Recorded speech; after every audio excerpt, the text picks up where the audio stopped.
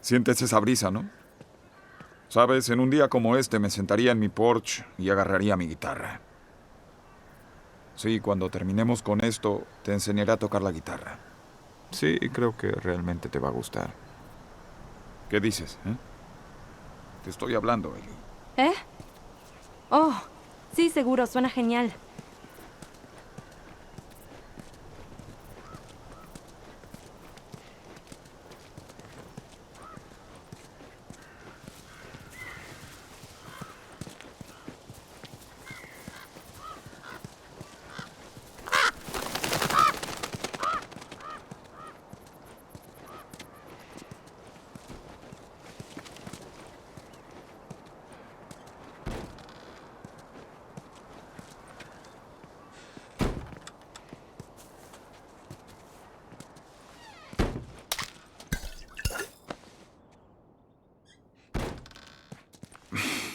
Dios.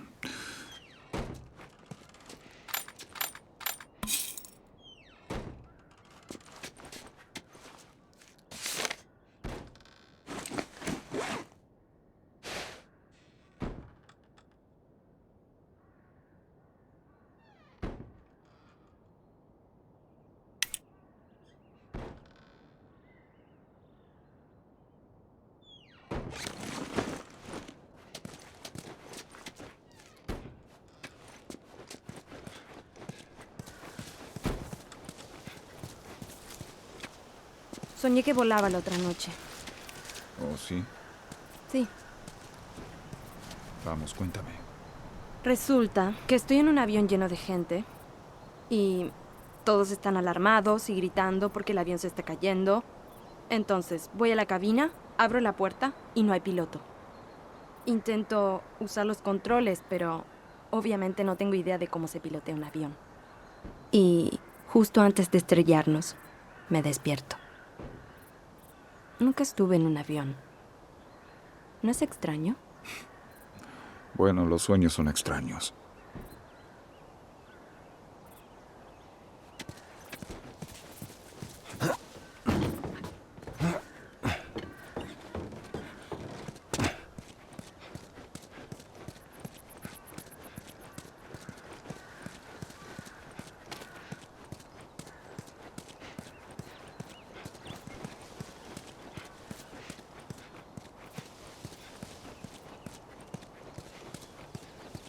Mira eso. Otra ciudad. Otra zona de cuarentena abandonada.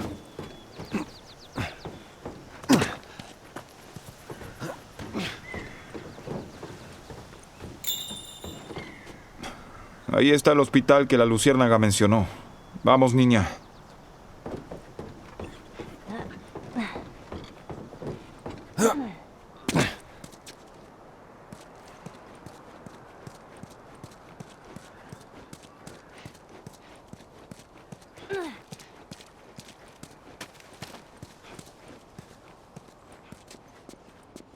Tal vez pasemos por aquí, ¿no?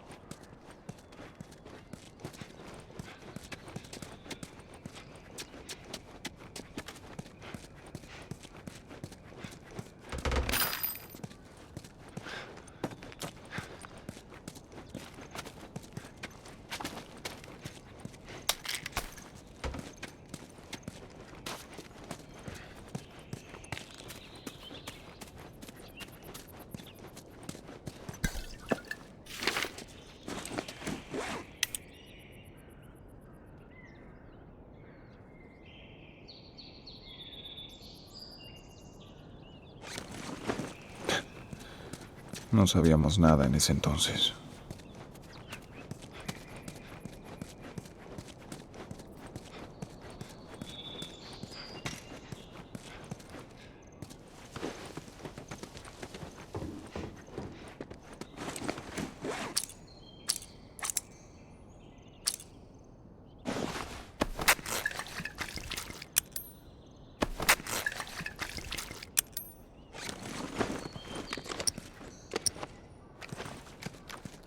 Podríamos usar esa escalera. Aquí vamos.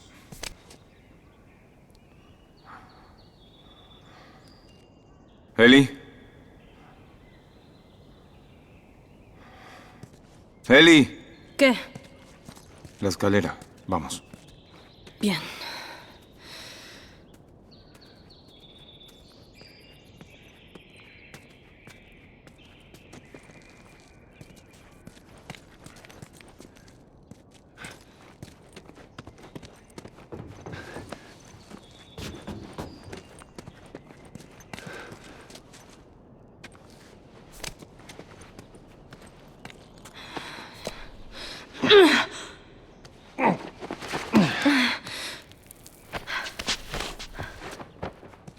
Bien.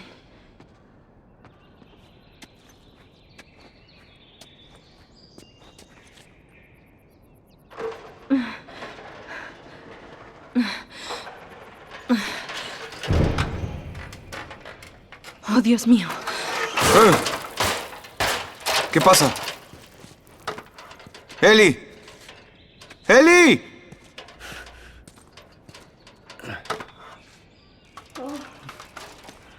Tienes que ver esto. ¿Qué pasa?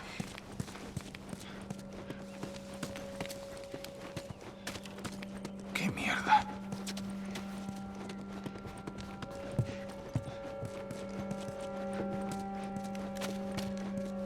¿Estás bromeando?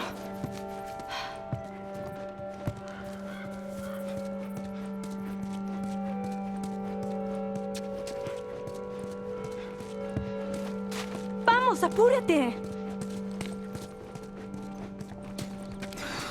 ¿Qué demonios?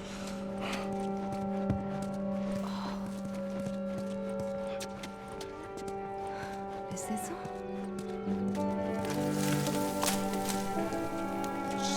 No la asustes. No, no lo haré. ¿Qué haces? Está bien. Ven aquí, ven aquí. Hey, amiga. Rápido. Vamos.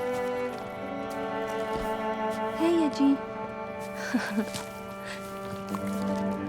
Es muy genial.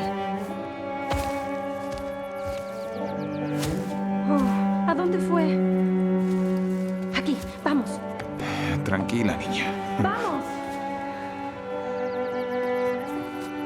¡Apúrate! ¡Vamos, vamos!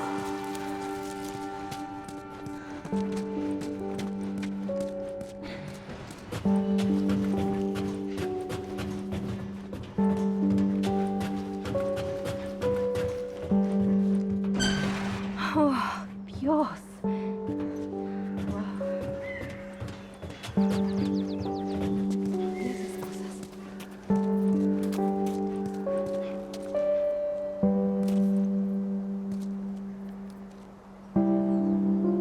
¿Y esto es todo lo que esperabas?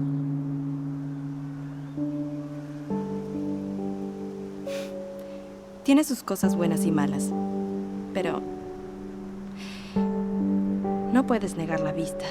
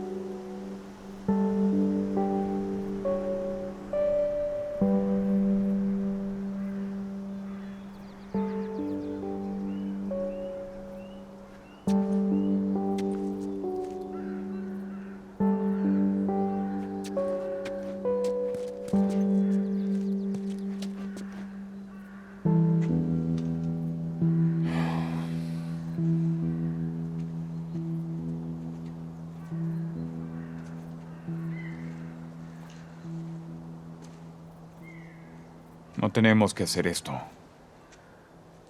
Lo sabes, ¿cierto? ¿Cuál es la otra opción? Volver a lo de Tommy. Solo terminar con todo este asunto. Después de todo lo que hemos pasado. Todo lo que he hecho. No puede ser en vano.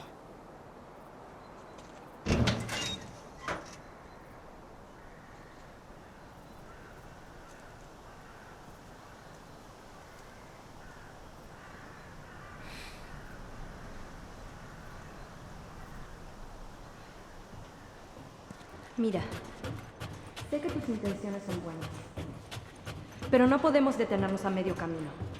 Una vez que hayamos terminado, iremos a donde tú quieras. ¿Sí? Bueno, no me iré sin ti. Así que terminemos con esto.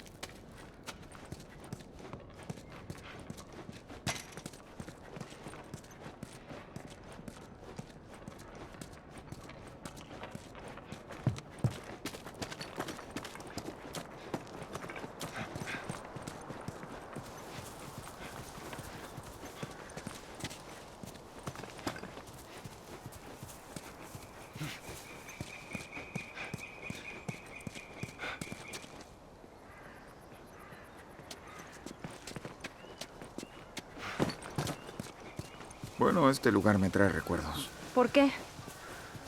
Fue justo antes de que todo se viniera abajo. Terminé en un triaje. Dios, donde quiera que mirara, solo veía familias devastadas.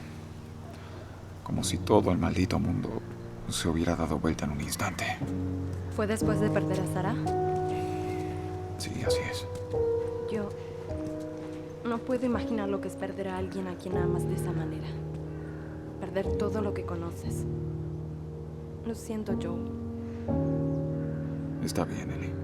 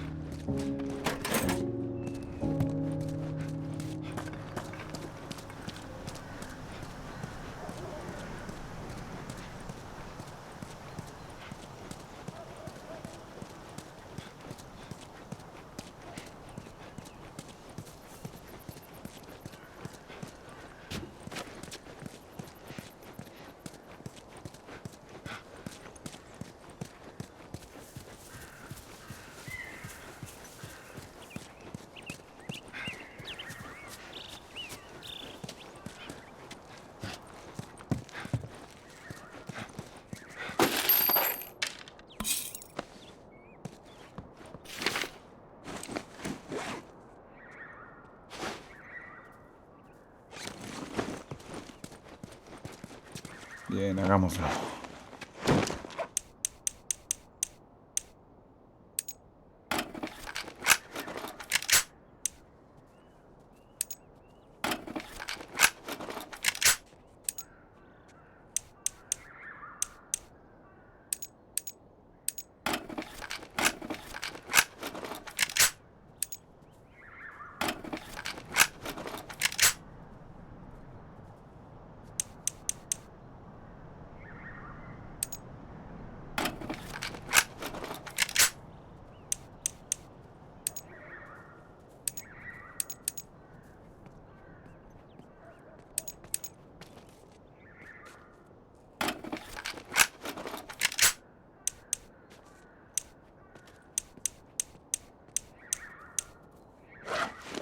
Sí, esto es bueno.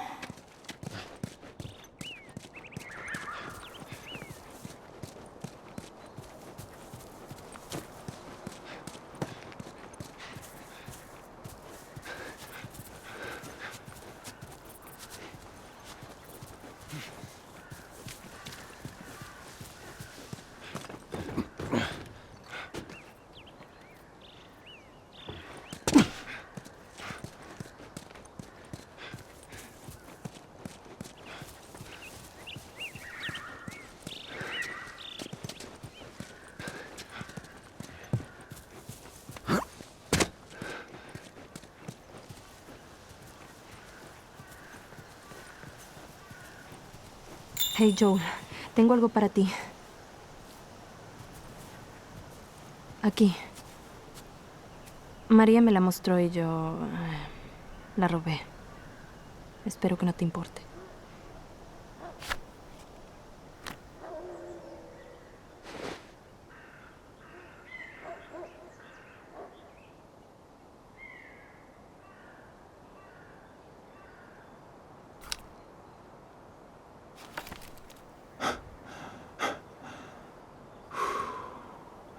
Bueno, no importa cuánto lo intentes. Creo que no se puede escapar del pasado. Gracias.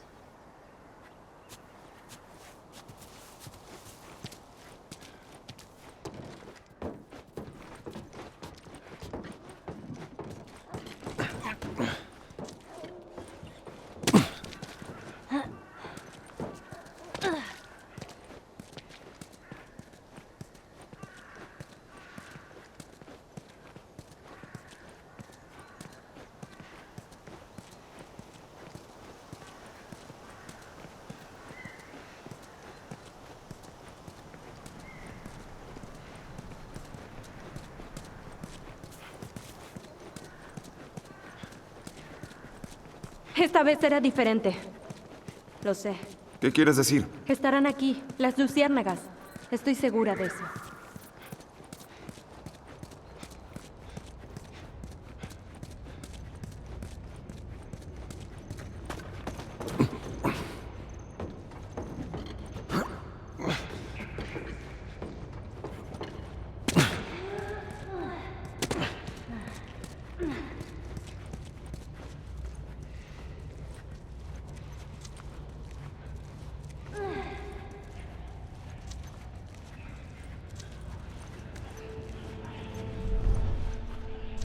Oh, mierda.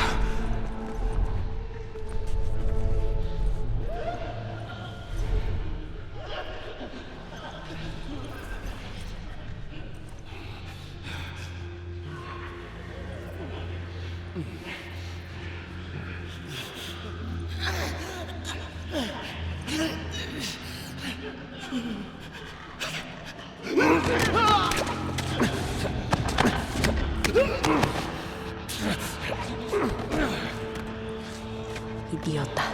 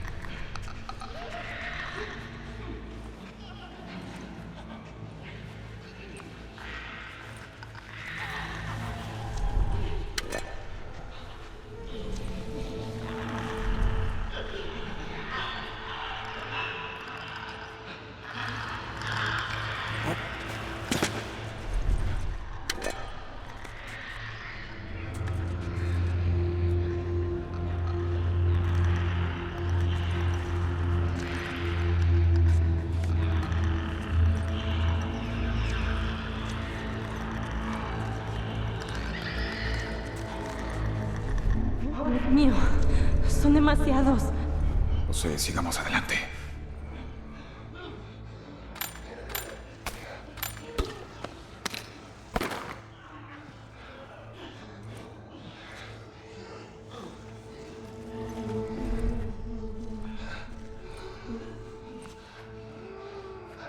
Oh, diablos.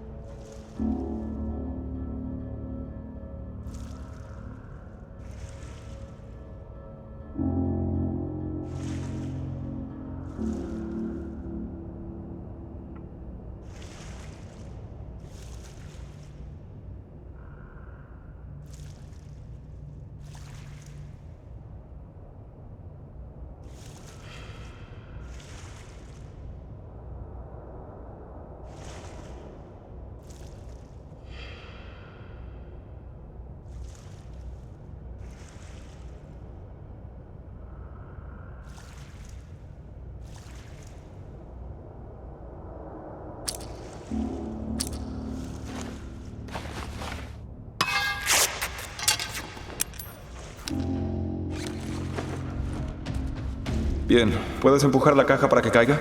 No te preocupes.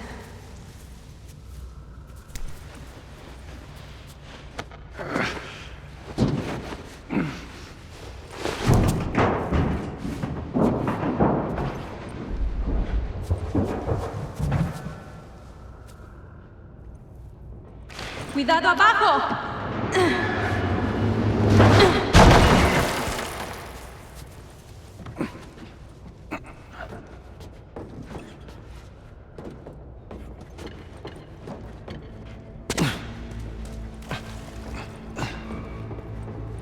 Estamos bien.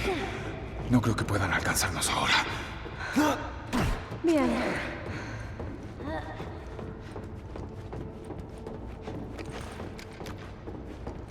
Cuidado al pisar, el agua parece bastante profunda. Hey, eso podemos hacer cuando terminemos. ¿Puedes enseñarme a nadar? De acuerdo.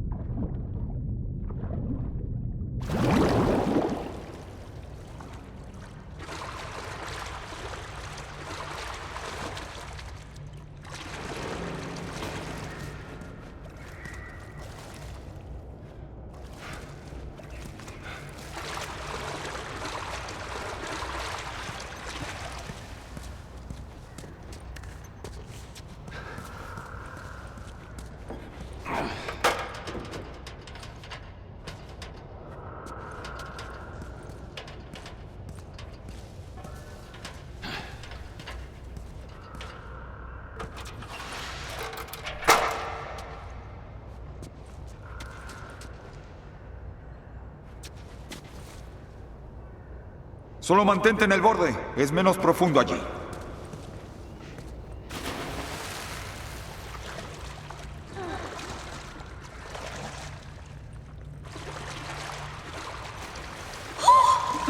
¡Está helada!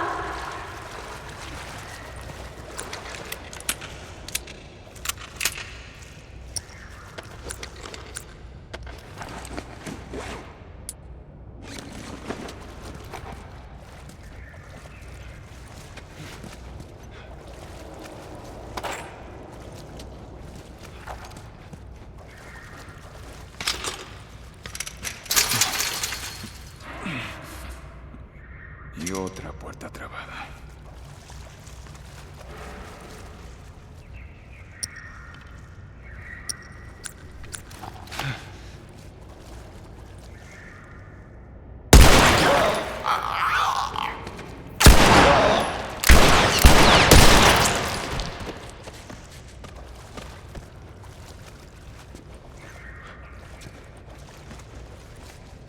Bien. Dame tu pie. Bien. Vamos. ¡Abre esa puerta!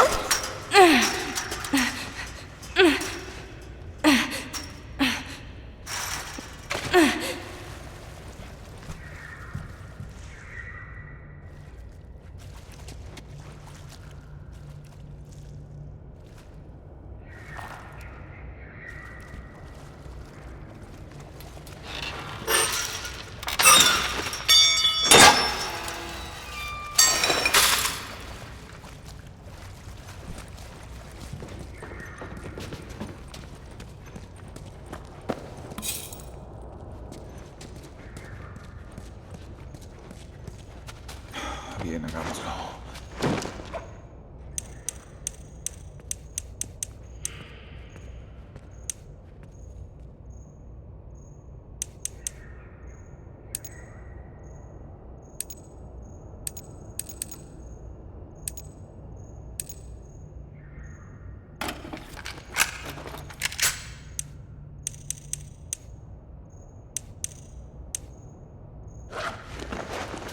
Esto aguantará.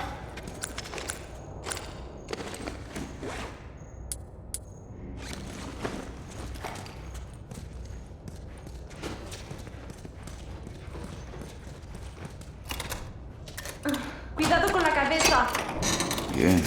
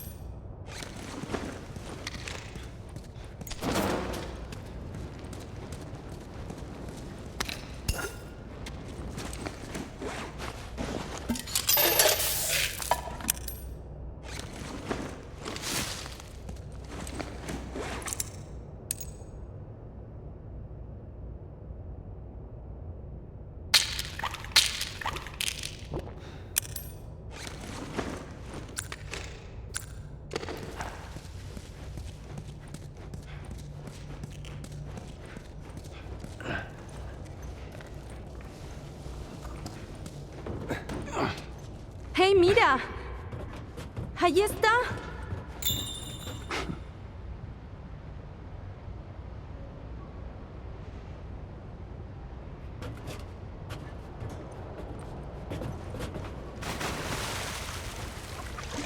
No te muevas. No me iré a ninguna parte.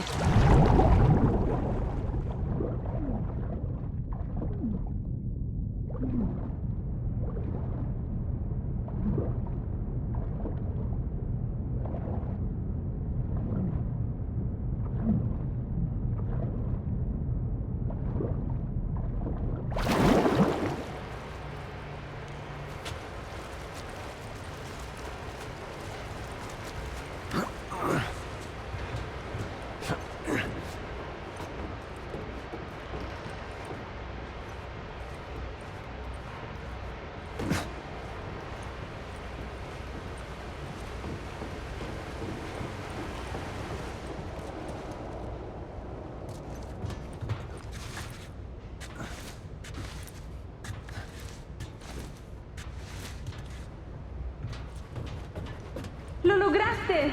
Muy bien, vamos, ayúdame a cruzar.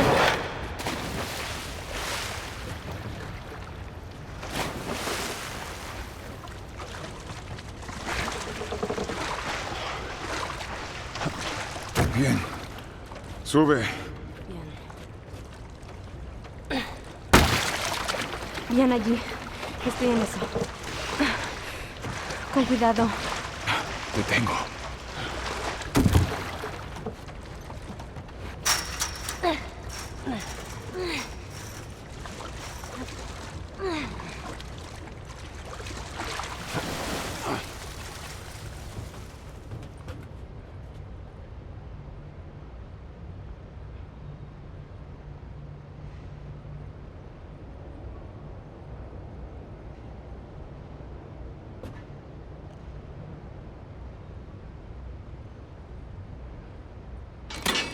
¡Retrocede!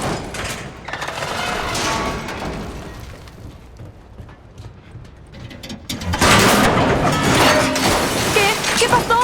Maldita escalera, se soltó de la pared. ¿Y ahora qué? Algo se me va a ocurrir.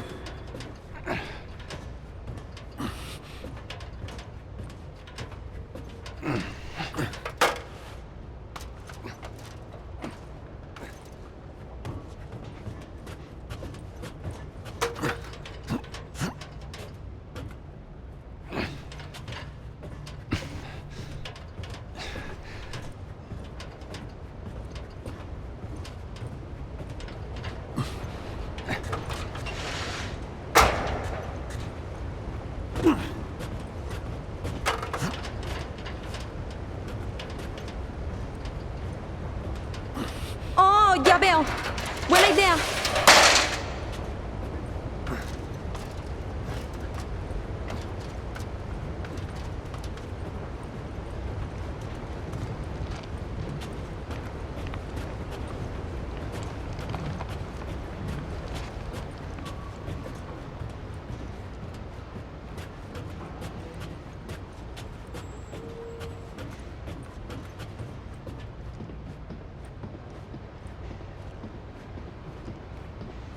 Oh, cielos. Déjame ir adelante y solo sígueme. Bien, voy detrás de ti.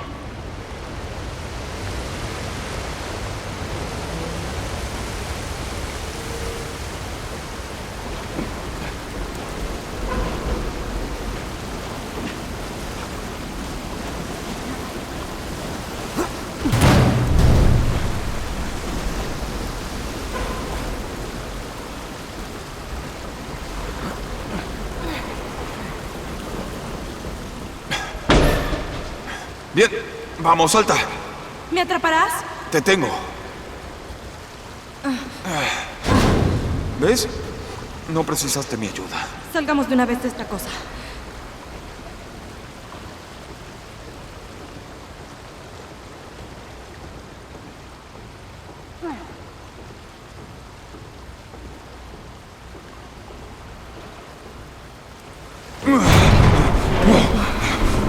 Ellie, muévete.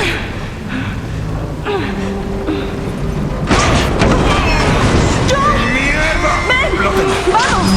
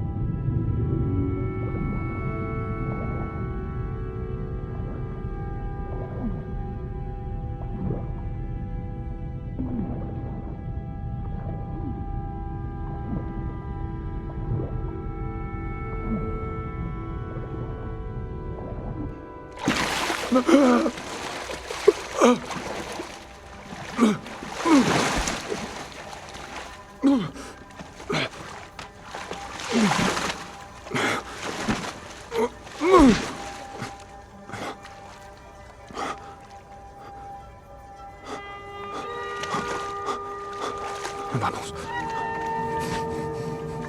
Vamos. Vamos. ¡Las manos arriba! No está respirando. ¡Las manos arriba, maldición! Vamos, Ellie.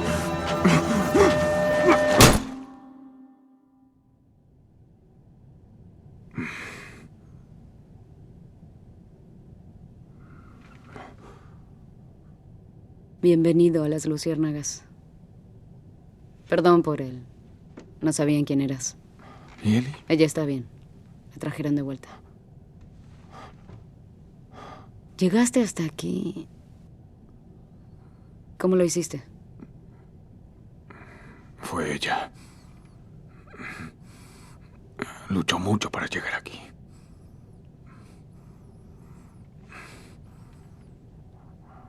Quizá tenía que ser así.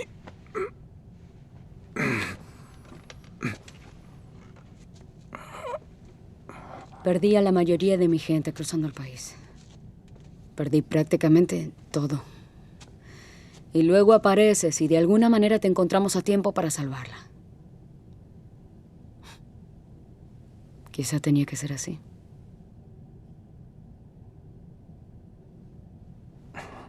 Llévame con ella. No tienes que preocuparte más por ella. Nos encargaremos. Me preocupo. Déjame verla, por favor. No puedes. La están preparando para cirugía. ¿A qué te refieres con cirugía? Los doctores dicen que el córdiceps dentro de ella ha mutado. Por eso es inmune. Una vez que lo saquen, podrán crear una vacuna mediante ingeniería inversa. Una vacuna. Pero crece por todo el cerebro. Así es.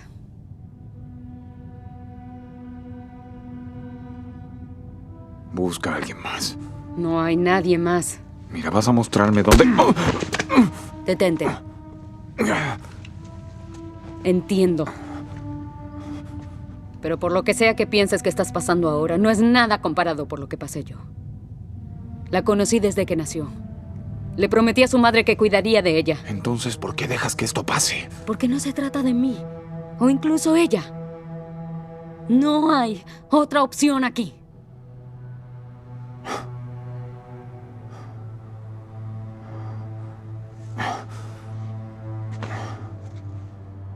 Sí, sígueme convenciendo de esta basura.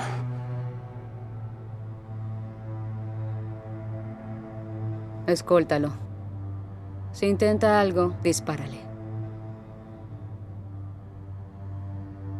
No desperdicies este don, Joel.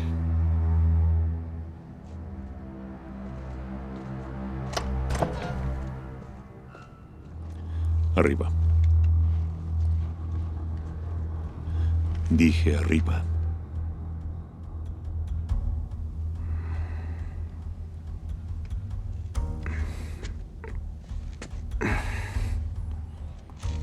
Vamos. Muévete.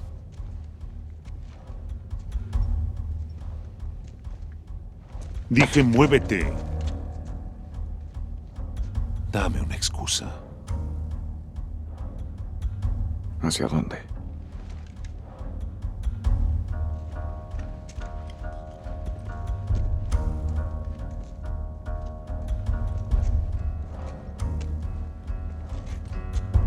¿Qué mierda haces? ¡Camina! ¡Dije que camines! ¿Dónde está la sala de operación? No tengo tiempo para eso. ¿Dónde? ¿Dónde? Piso de arriba, en el extremo.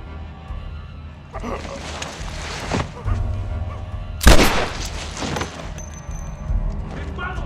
¡Revisen el piso! Oh, mierda. ¡El contrabandista está aquí!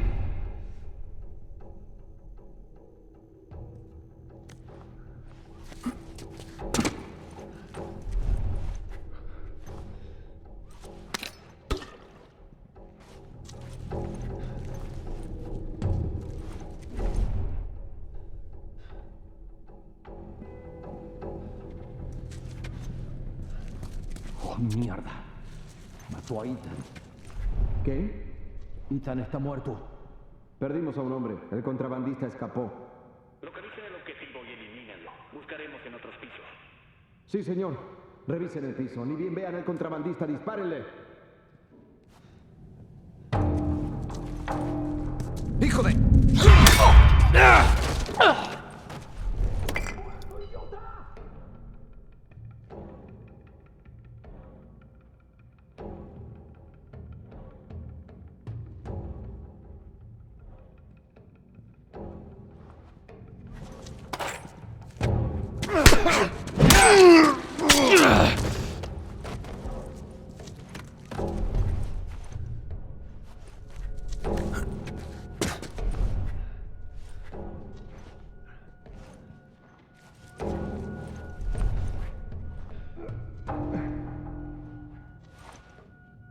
Veamos el pasillo. Ustedes, revisen por aquí. Bien. Supongo que quieres hacer esto por las malas.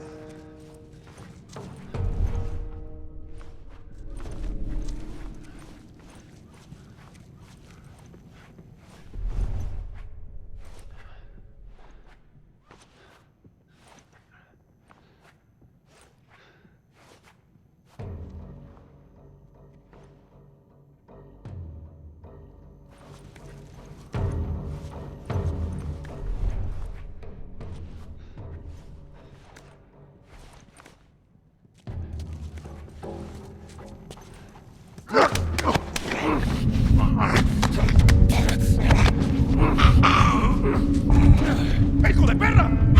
¿Qué demonios?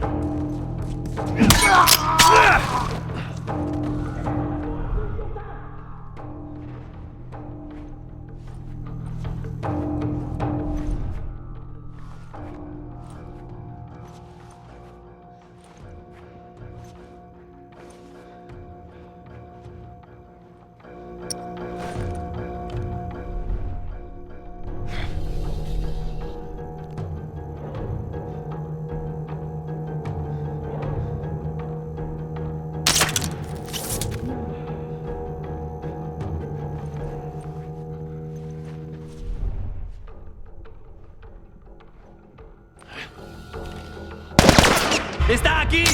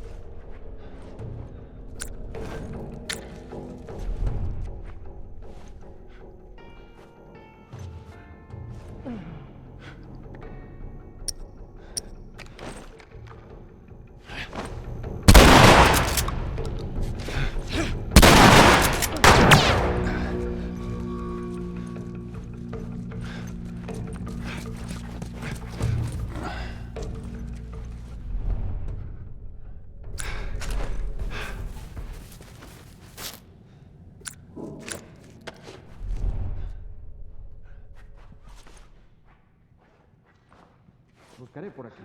Revisen por aquí. Vamos, deja de esconderte.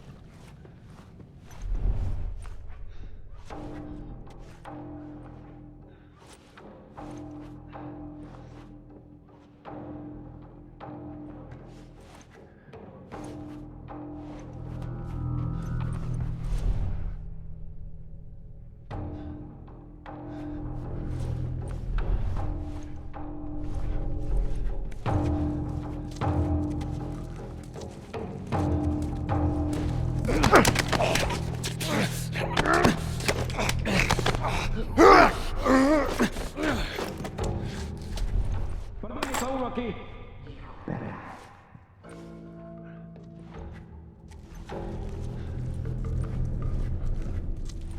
¿Tienes alguna propuesta para mí?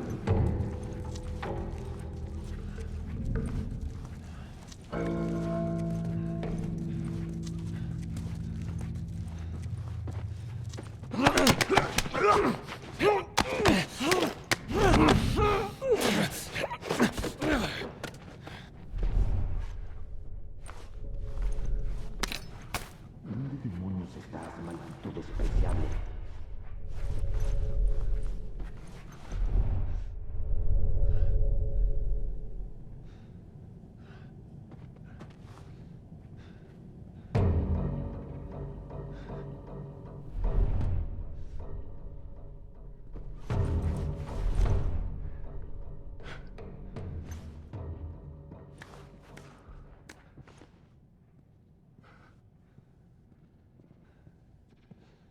¿Dónde demonios estás?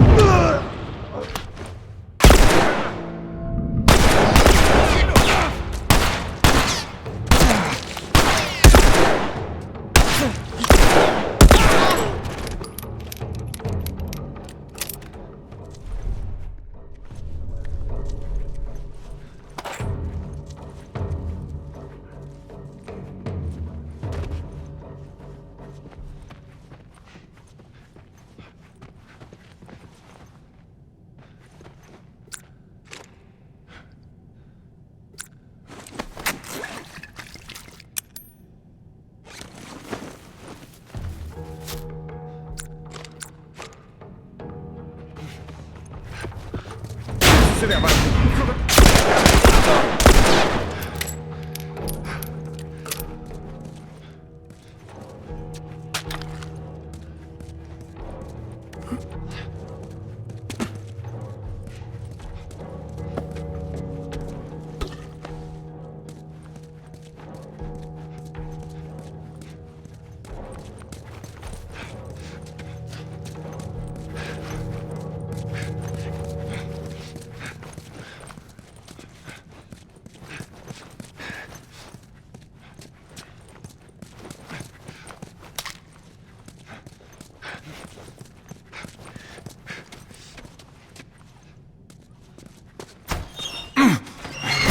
¡Oh, mierda!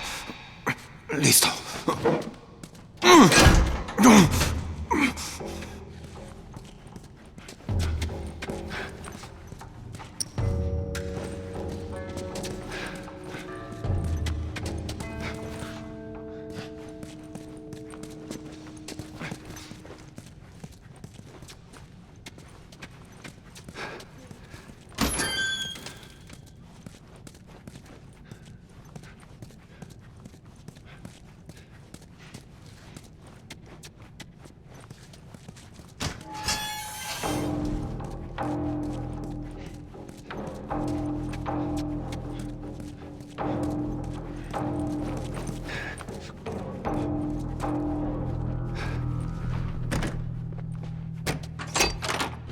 Eso es.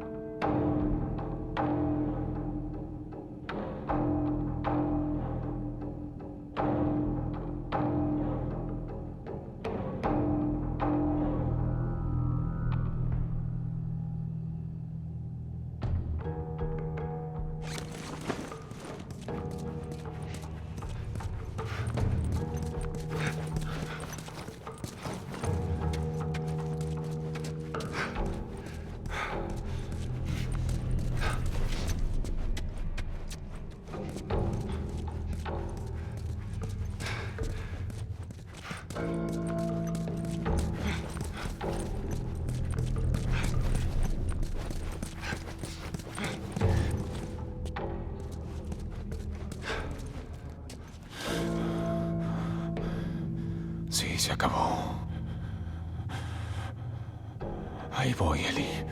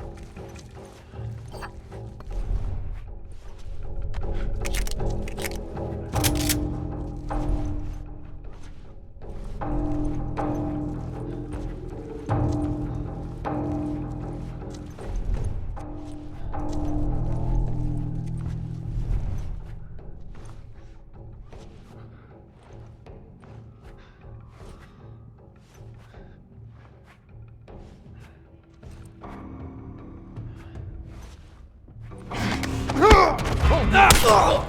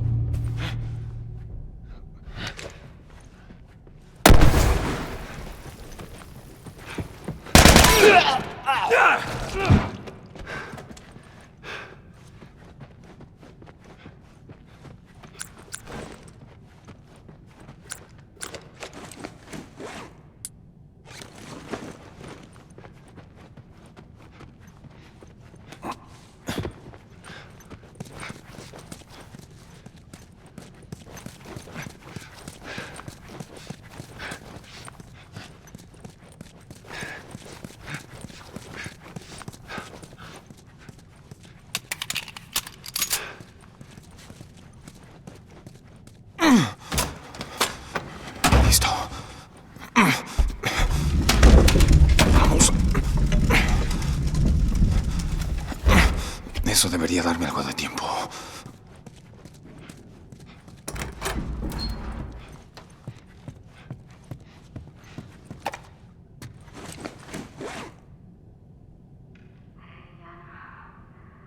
Ha pasado un tiempo desde que hablamos. Yo di autorización para proceder con la cirugía.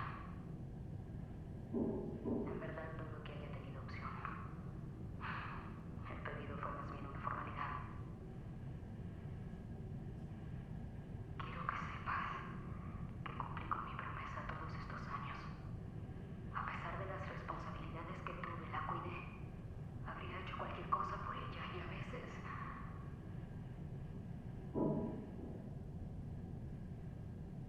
tenemos una oportunidad de salvarnos. Todos. Esto es lo que buscábamos. Lo que ustedes buscaban.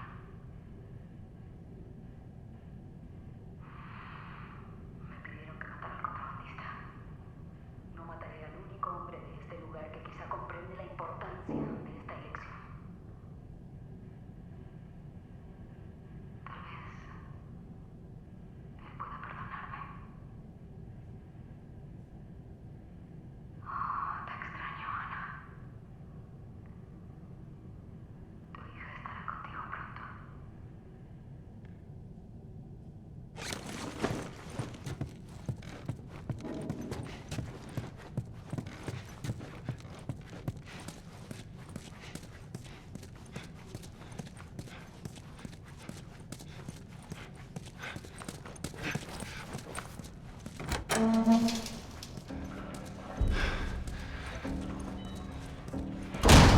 Santo cielo. ¿Qué estás haciendo aquí?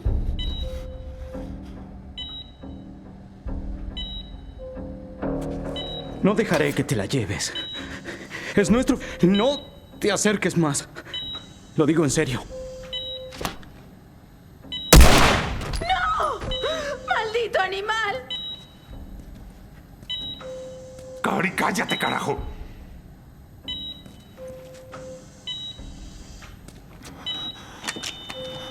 Vamos, pequeña. Te tengo. Te tengo.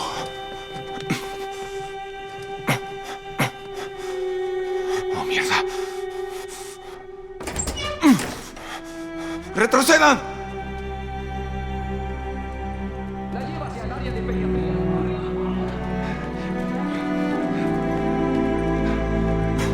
Mierda. Te sacaré de aquí, niña.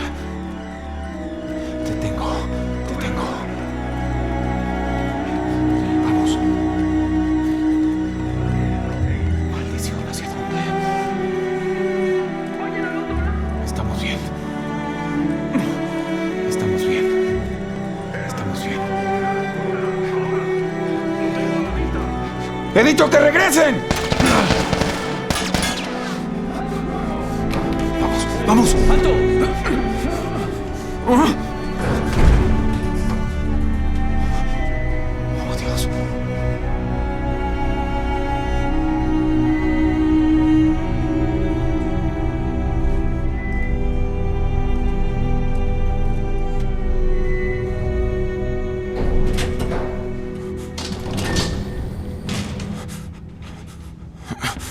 Bien, vamos, vamos. No puedes salvarla. Incluso si la sacas de aquí, ¿entonces qué? ¿Cuánto pasará antes de que la destrocen los chasqueadores? Eso si no la violaron y asesinaron antes. No es tu decisión. Es lo que ella querría. Y lo sabes. Mira. Joel siente lo que debes hacer. No le pasará nada.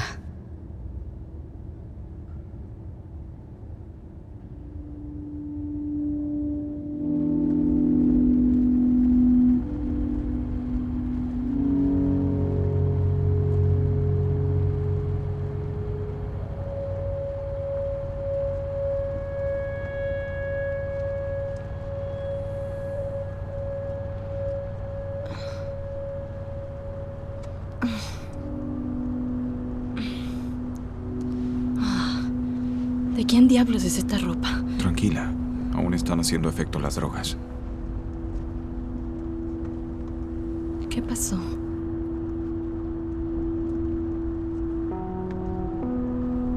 Encontramos a las luciérnagas.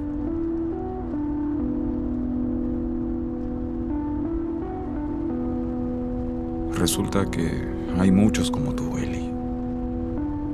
Gente inmune, docenas de hecho. Y no sirvió de nada de todas formas.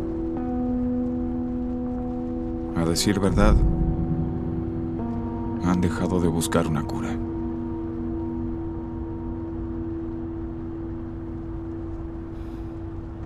Nos vamos a casa.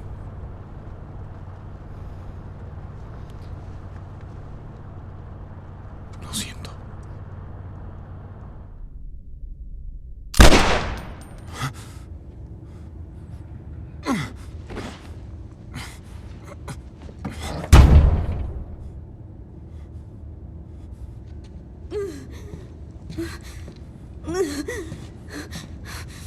Espera.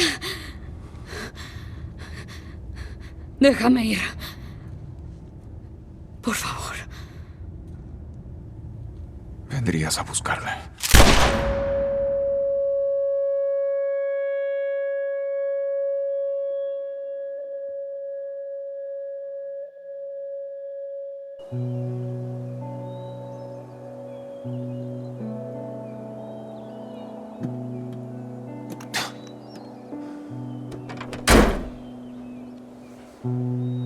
Bien.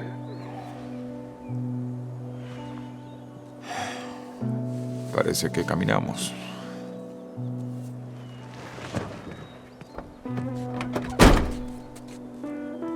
Debería ser una salida directa. Bien, En verdad es muy bonito, ¿no? sí.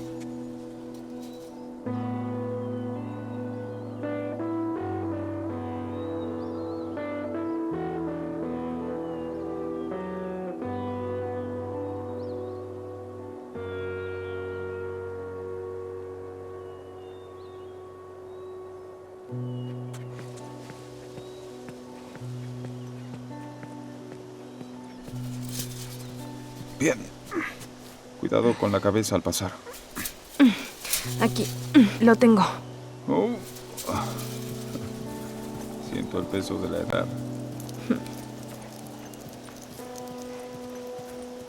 No creo que te lo haya dicho, pero Sara y yo solíamos hacer caminatas así. Era buena, tenía que seguirle el ritmo. Creo que las dos habrían sido buenas amigas. Creo que te habría agradado. Sé que le habrías agradado. Sí.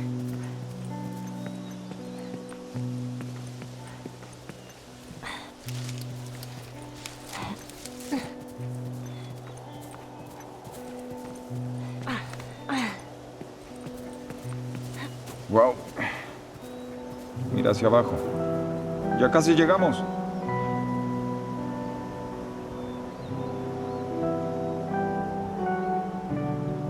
No está muy lejos ahora.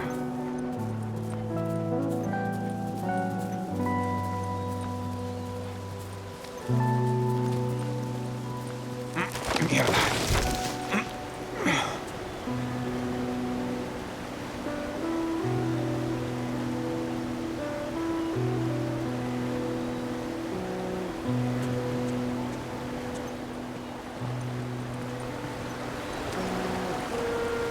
Sí, aquí te tengo. Dame la mano.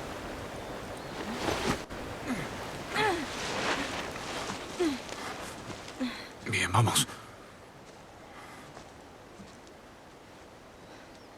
Espera.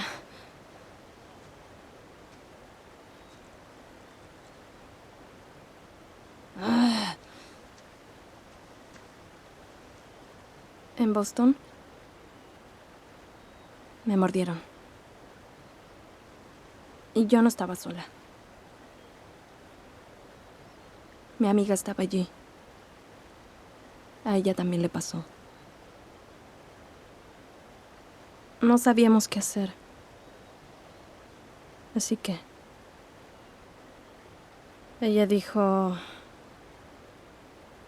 solo hay que esperar. Podemos ser poéticas y perder la cordura juntas. Aún espero mi turno. Ellie. Su nombre era Riley y fue la primera en morir. Y luego Tess. Y luego Sam. Nada de eso fue tu culpa. Oh, no entiendes. Luché por mucho tiempo con la idea de sobrevivir.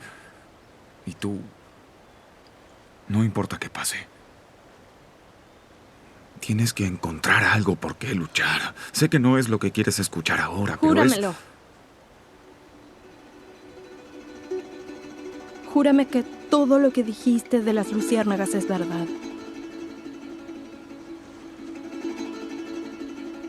Lo juro.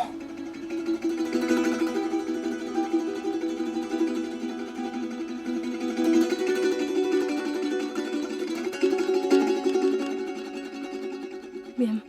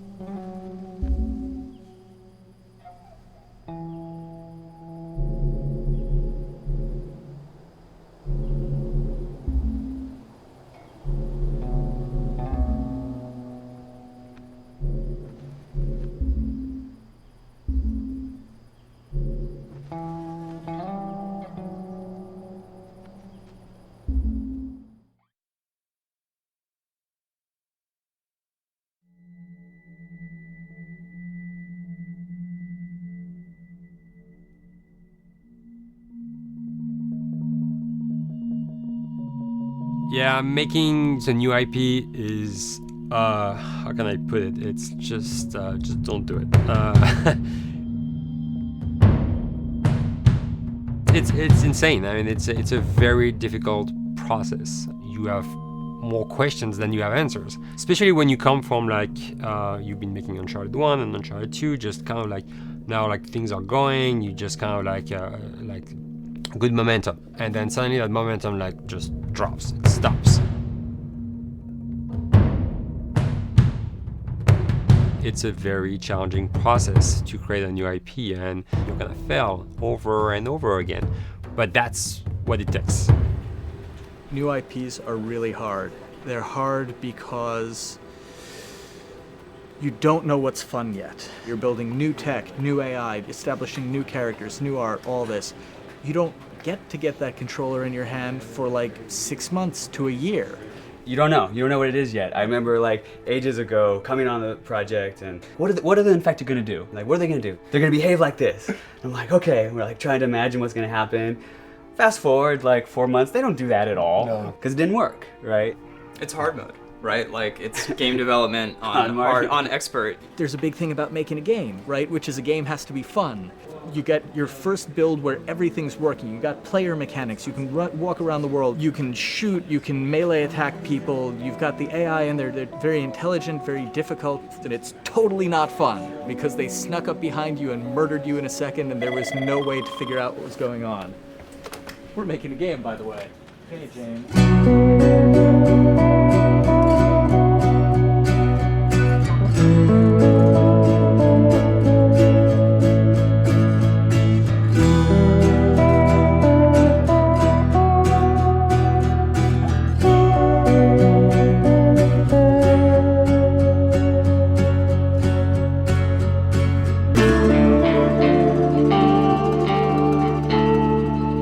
It's grown quite a bit since I started. I think I was the 12th employee or something back when we got started, but we've tried to stay true to those smaller studio roots. I've been here for 16 years. There's just no reason to leave. I just like the environment here. It's very non-corporate. I think the way we work on Dialogue is kind of special because we don't really like hierarchy or bureaucracy, and no one is really just a manager here. Naughty Dog has a very flat structure. We pretty much all report to the co-presidents and the game directors. I always tell people when we hire them, just like, my job is going to be able to trust you, and that's what I want. I want just to give you something and you go with it, and I know it's gonna get done. We believe in iteration, we believe in collaboration, and we believe in the people making the game working directly with each other. When we have designers and artists, animators all mixed up, anybody that's working on the same tasks, the same characters, the same areas, put them next to each other so they can communicate a lot better. We don't have a lot of meetings because if you need something to get done, you just walk over and you talk, and then you go back to your desk and you finish it up. And I really like that. I like when I just walk in the office and I see just designers talking with the programmers or programmers over the animators and talking to them. I think that's when really the magic happens. Naughty Dog, we really try to cultivate a culture where anybody can criticize anybody else's work. And we encourage people to be blunt about it and not try to sugarcoat it too much. It takes too long to be nice sometimes. It's not personal. It's based on more like how can we make a better game. We want everybody to have a voice. We want to cut out all the bullshit if we can, making sure that people are making decisions not based on ego, but what is going to benefit the game. When you see that people trust your opinion and that they value it, it's such a great feeling. You really feel like you're working as a team on a collaborative effort. We want to sort of remember where we came from and you know why we were successful then, and try to continue that success now. We make games. That's what we like to do. Back when Uncharted 2 wrapped up and we decided that we were going to build this second team and create a new project, we kicked around a lot of ideas. One of the very earliest ideas was to go back to Jak and Daxter. It's really near and dear to us. We really love those characters in that universe, and we think that there are some interesting stories still to be told there. We started to realize that it was not going to do justice to the franchise that the fans had fallen in love with. It would be shifting it so far in a new direction that we felt that effort would be more justified in developing a new IP. Neil and Bruce came to Christoph and I and said they wanted to do a post-apocalyptic game. I think the core essence of what they wanted to do, though, was to try to tell a story about two people and how their relationship evolved over the course of the entire game. That potential, oh wow, there is something very special about that game.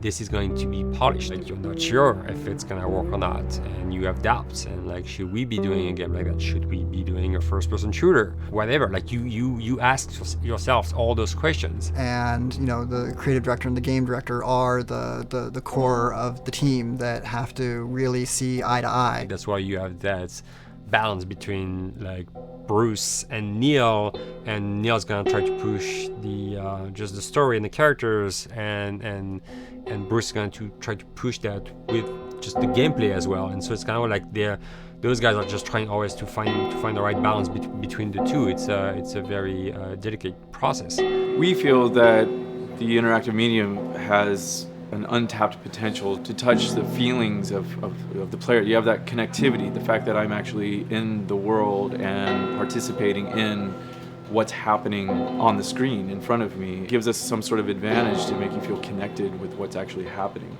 At Naughty Dog, that's what we're trying to do, is pair story and gameplay together. If we can make you feel like you're actually with these characters on that journey, and you're invested in those stories and those characters, then you're feeling, in theory, the same thing that they're feeling. As the story evolved and took different shapes and different forms, the thing that was always there was Joel and Ellie. And because of that, everything kind of grew out of that relationship.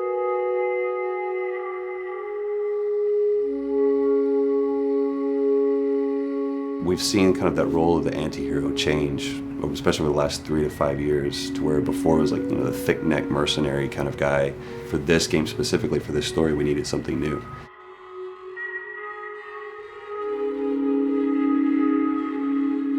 The reason we didn't want to make Ellie Joel's daughter from the get-go is because it wouldn't have anywhere to go. Of course, at that point, he'd be willing to do anything for his daughter because that is what a dad would do for his daughter.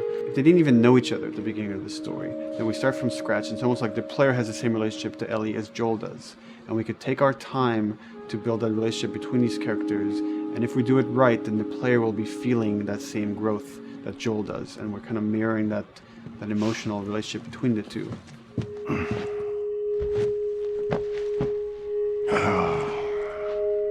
What are you doing? Killing time. Well, what am I supposed to do? I am sure you will figure that out.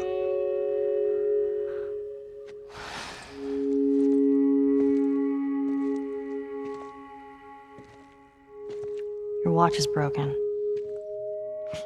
It's exciting that Neil wrote something like this, where he's like, I don't want to make the stereotypical characters. I want to make real people in this crazy situation and these forced to make decisions that are really tough. Like, what would we be like in those situations? I mean, we weren't consciously trying to pick male or female for characters. You just try to pick characters and just be honest with who they are. It almost doesn't matter, right? Joel's daughter could have been Joel's son. Ellie could have been a boy, and Joel might have been Tess. You could have swapped those roles, and I think the story would have still worked. The focus on female strength, it's so unique. You get to see what's so powerful about a woman through all of these female characters, which makes this game wonderful and unique. There's a crew of Fireflies that'll meet you at the Capitol building. That's not exactly close. You're capable. You hand her off, come back, the weapons are yours. Double what Robert sold me. Speaking of which, where are they? Back in our camp. We're not smuggling shit until I see them. I want Joel to watch over her. Whoa, I don't think that's the I'm best not Ellie. with him. How do you know them? I do think having a strong female character, especially like Ellie, is so rare in video games. And as a gamer, and more specifically a female gamer, it's frustrating to me because I'll see sort of the stereotypical female character where she's amazingly beautiful and huge boobs, and she's there to be either the love interest or just because they're like, well, we need to throw a chick in here. We've seen the strong woman or we've seen the weak woman. We haven't necessarily seen the empowered woman from this kind of standpoint. And there's that beautiful scene where Joel finds her inside the house and she's reading through this girl's journal going, is this really what they used to worry about? What shirt do I wear and what boy am I gonna go out with? You know, and to be met with those first world problems that we deal with every day and go, how trivial is all of this? I think it's gonna resonate a lot, not just with, you know, a female audience, but with a male audience as well. The thing that was intriguing to me after the fact is knowing that we're kind of creating a female action hero in a way, and this is her origin story with Ellie. To sort of be such a strong female character that is completely normal looking, regular t-shirt and jeans, and she's 14 and she is still a total badass, is really exciting to be a part of that. There's so few non-sexualized women in video games, especially in the main role, that we were kind of proud that we were creating one. It's very complex, and without the players knowing it, she becomes the protagonist by the end of the story. And that's why she's in the front of the box, and that's why we've been promoting the two of them together so much. Who's there? It is a dual protagonist game, and yeah, I guess I get nervous to think about it in that way.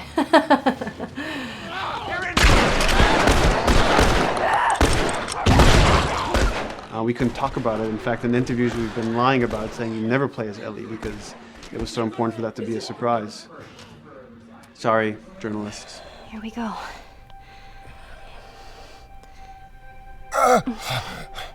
Sorry. Hold on. That's it. The tone of the game was set pretty early on that we knew that we wanted to make a really grounded story. We knew that we wanted to make the player feel the sense of tension and dread and go through the same emotional roller coaster that Joel and Ellie were going through. One of the things we kind of struggled with is to say, well, if we want to really ground this world and make it so like realistic, maybe we shouldn't have anything that could be perceived as a monster.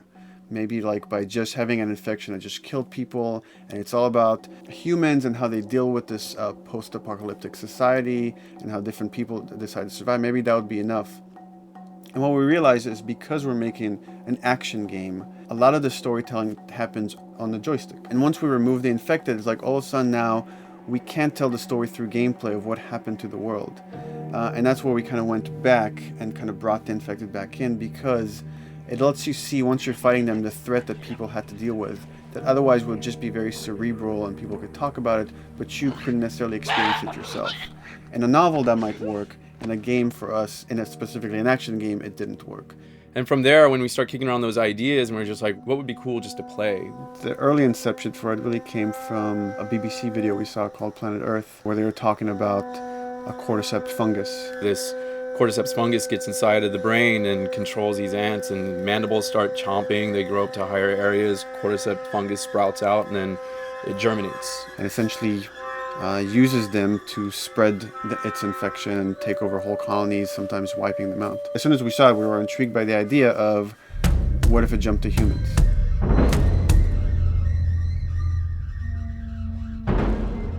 So what would happen? How would people react? What would happen to society? As we're trying to develop the look of the infected, we went through so many different iterations, some that looked really alien and subhuman, some that looked just essentially like zombies, and we couldn't find like an original place for them. But one of our artists just did this kind of photo mashup where he took a bunch of images of diseases or images of fungal overgrowth, and he kind of mashed it all together and he threw it on this person. It was a very iterative process, making sure that the fungus felt properly integrated, like it was part of the body, growing out of the body. And not just fungus growing in the head, but it's tearing the face apart, cleft down the middle, this gaping maw of a mouth with the crooked teeth. And it's in great agony as its humanity and its brain is still somewhat functioning. Maybe you still have some human cognitive abilities or thought process back here. This isn't some decaying corpse on the ground. This is a living thing that's going to be coming after you in the world. The fungus is always the focal point. So you can see from a distance, oh, this guy's infected. I can tell straight away. In fungus, they have these beautiful saturated colors, and we really like that conscious of this something so horrific that it's going to like stop at nothing. It's relentless force of death, and yet elements of it are beautiful. It's not just about gore. It's not just about everything about it being scary, because to us it's actually scarier when things on it are somewhat benign or somewhat beautiful. It was evident that we were onto something that was quite a bit different and something that we hadn't really seen before, which was eerily human but very disturbing. And it seemed so creepy and so unique that right away we're gravitated towards it, and it's like, this is our base infected, everything should kind of come out of this look.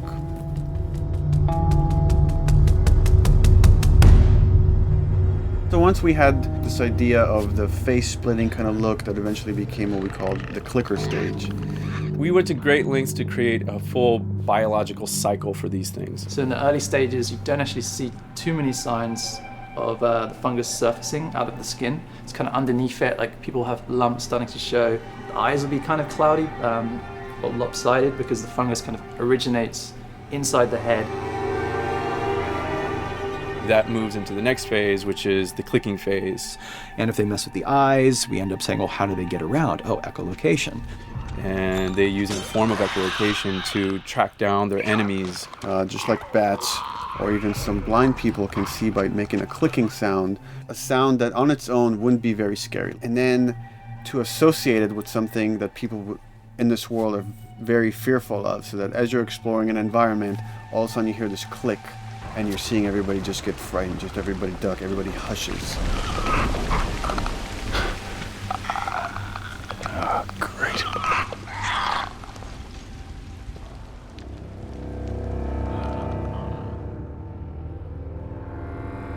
The bloater is the most severe of the stages. So large pieces of the body has been replaced by these kind of fungal plates. The fungus completely takes over the body and blooms. They're kind of covered in things that have been growing on them. Things like moss and like little life on life kind of.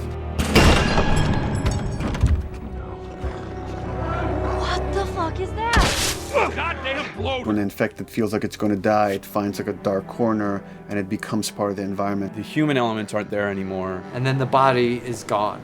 They lay down and sprout and then spew spores. And if people can breathe those spores, they become infected as well. It all had to kind of make sense of how each stage flowed from one to the other. And that's hopefully how we've created a world that you can kind of look through it and understand the science behind it and say, I could buy this, I could get into this.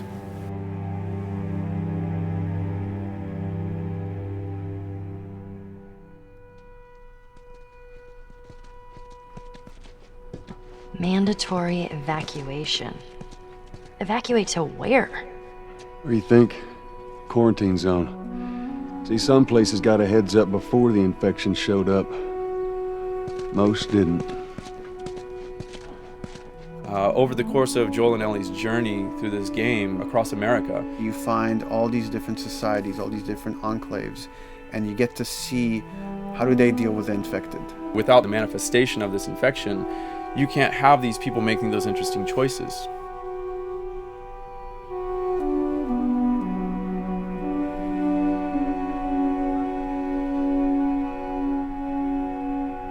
The world we decided was actually its own character, really grounded with a lot of texture. What happens, after 20 years of the fall of man, when no one's taking care of anything. This book called The World Without Us describes in detail how much fighting on a day-to-day basis we have to do to keep nature back. And once you stop doing that, how quickly nature can reclaim that. As they talk about New York and how every day they pump water out of the subway system. That system breaks down within 2 days, a whole city is flooded. And once water gets introduced, then structures collapse pretty quickly. Trees will sprout and wind will carry those seeds over and gutters get clogged. And then when it rains, water fills up and then pretty soon you have vegetation growing over there. And once you have vegetation, concrete breaks pretty easily for when there's a tree and roots breaking through that. Even some of the stuff we did on Uncharted, you know, exploration of how temples were ruined. What if you took those ideas and put them in Pittsburgh or Boston? And obviously right when that happened, you can imagine that being pretty terrible to look at. But you think about 20 years later, and with rainwater filling up those sinkholes and then those becoming like little marshes with lily pads in them. We had this wonderful piece of concept art we developed really early on, and there are all of these wild animals that have escaped from a zoo and over the past 20 years have bred, and now they have herds roaming these cities. And that's something that tells you that life goes on and this world is worth saving.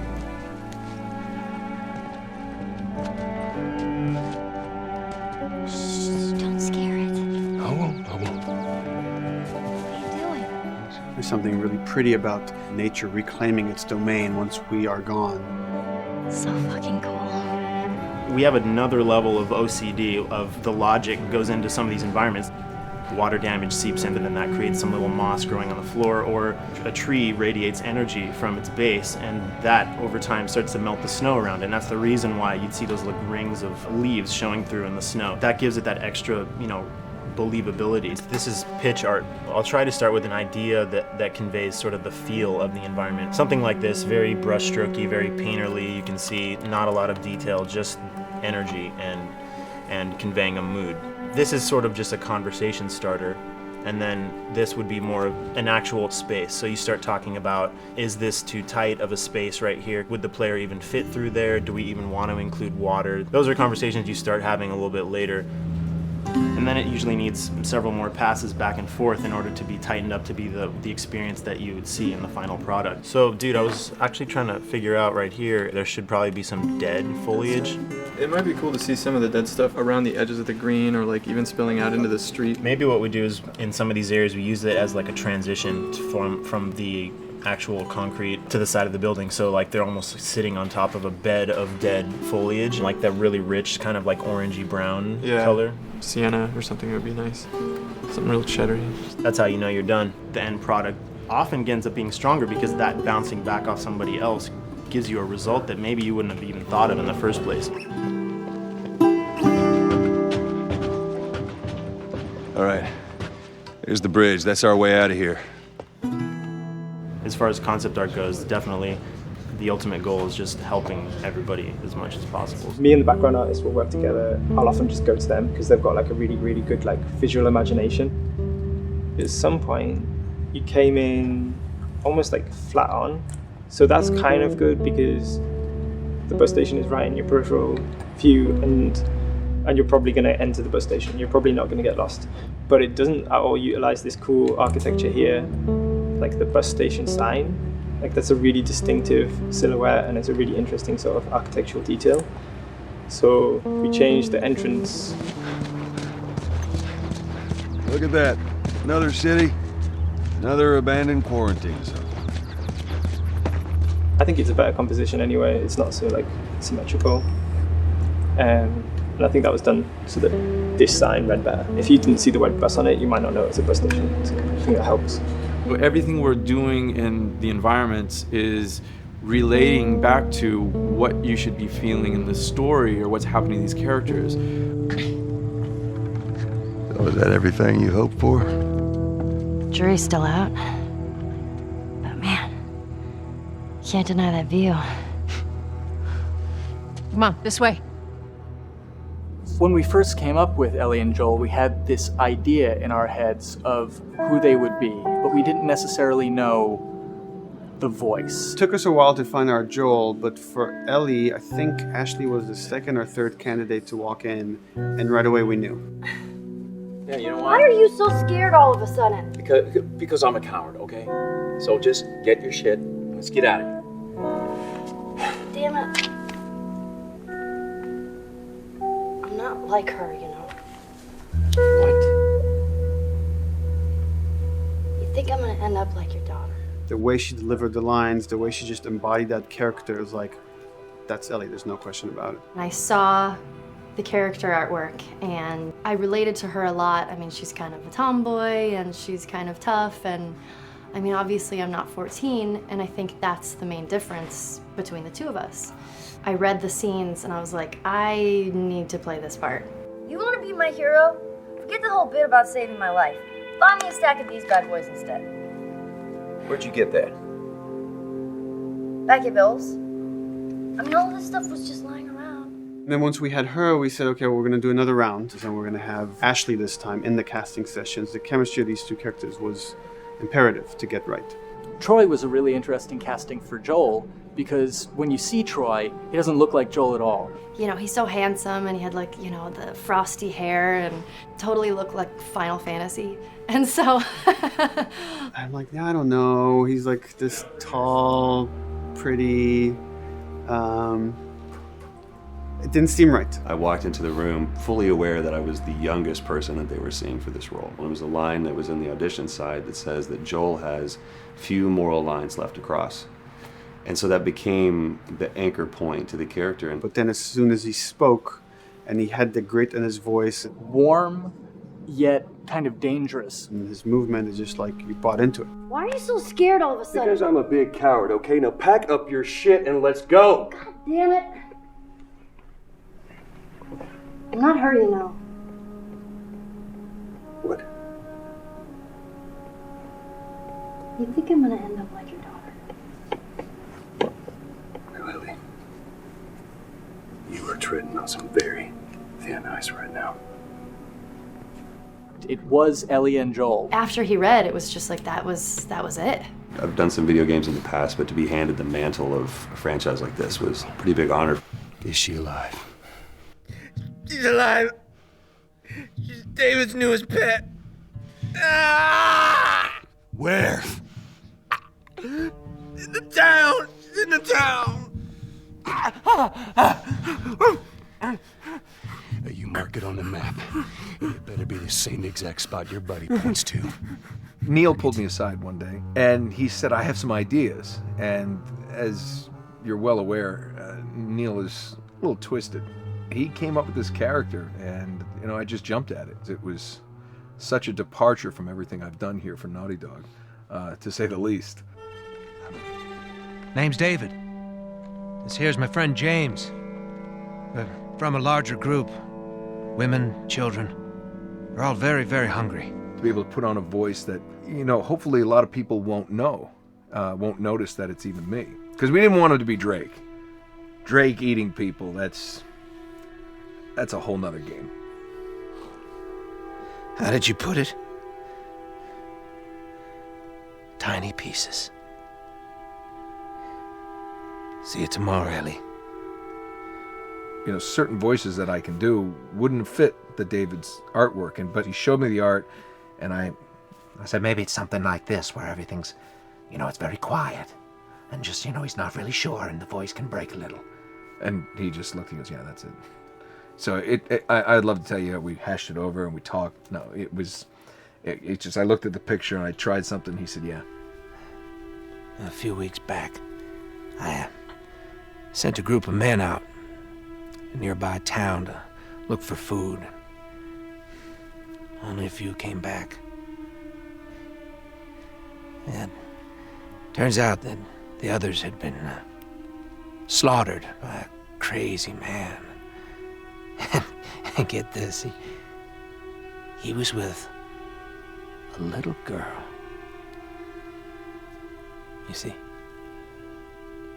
everything happens for a reason. Claire. Ashley, she brought humor to it. She just has some really great comedic timing. The way she reacts to the things around the world with a little bit of sarcasm, that teen kind of like trying to get a rise out of you. Now watch your step as you're going out, because it's going to be a little... It just brought a certain levity to the story that the story needed. You didn't even realize it needed it until she started doing some of that stuff. Oh, I'm sure your friend will be missing this tonight. Mm-hmm. It's light on the reading, but it's got some interesting photos. Now, Ellie, that ain't for kids. Whoa! How the hell would he even walk around with that thing? Get rid of that. Well, hold your horses. I want to see what all the fuss is about. Oh, why are these all stuck together? I'm just fucking with you. Bye-bye, dude.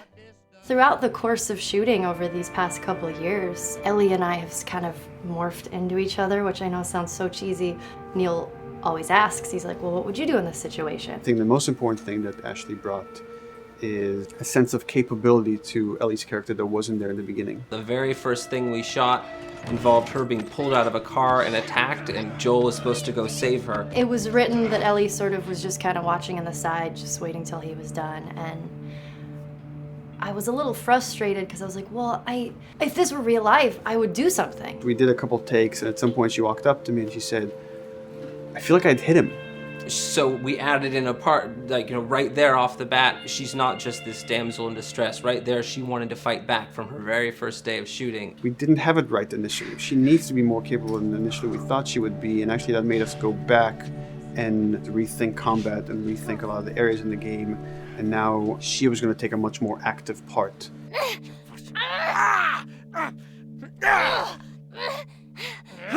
Anything that requires, a lot of body movement, we do with the actors on the mocap stage. And we try as much as possible to use our actual principal actors, use their body motion as well as their voice. We capture it all at once there on the stage. Having the actors perform as well as being recorded at the same time was imperative to get an accurate performance. Because every time you split up the performance in any way, you lose some of that magic where they did a gesture or they delivered the line a certain way. And those things have to be in sync, or there's just something subconscious that's like off-putting about the performance when you don't do it that way. You are treading on some mighty thin ice here. I'm sorry about your daughter, Joel, but I have lost people too. You have no idea what loss is. Everyone I have cared for has either died or left me. Everyone fucking except for you. So don't tell me that I would be safer with someone else, because the truth is I would just be more scared. It gives you the most authentic, most realistic performance, because you're actually there, not just making your own choices, but making your own choices based on the other people that are involved in that scene. So you get this truly natural approach to things, and it shows up. It's like theater in the round. You can do anything from any angle, and the smallest, most subtle thing we'll be able to pick up. There's no place to hide. So you have to be as prepared as possible, because you have no idea which moments they're going to use. There are these little improv moments and little nuances that you get that probably isn't scripted, that just comes out of play, while they're performing. That mistake that is just blossomed into a really good idea. Did we improv on The Last of Us? Yes. Yes, we did. Doing this was a whole lot like being 5 playing in the backyard with a stick, and this is my machine gun, and and a pine cone is my hand grenade. It's all your imagination. I'm doing the exact same shit that I did 45 years ago. I just get paid for it now. We square. We're square. And get the fuck out of my town.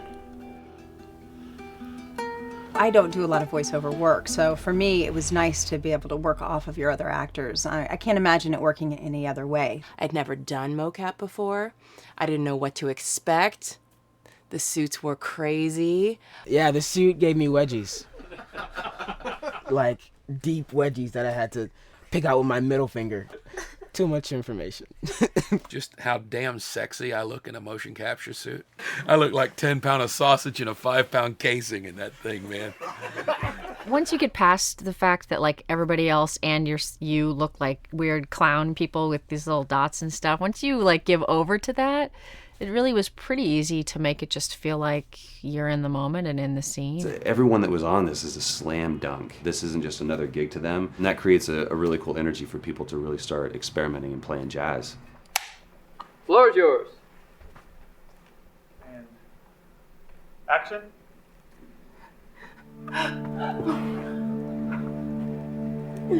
Get the fuck off of me! Oh, let her go. Don't worry, this is fixable. But I can't come with you. Well, then I'm staying. Ellie, I want Joel to watch over.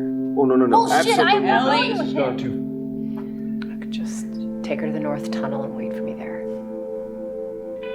Jesus Christ. Just cargo, Joel. How do you know them? You know, we craft the scene out until it has a good feel, and then we pass it off to animation to clean it up. Real life motions don't necessarily always translate into gameplay. There's something that's usually missing, so we have to, maybe enhance the gesture or enhance the shoulder movements or a breath that you want to be able to feel, but you don't really see it, so you can't really feel it unless you see it. Is everything all right? Yeah, everything's fine. I could have him lean in here a little bit more, like this, take his hand down. When they're on stage, they don't necessarily have windows, so that weight of like really pushing and leaning in, it's something that we would have to accentuate.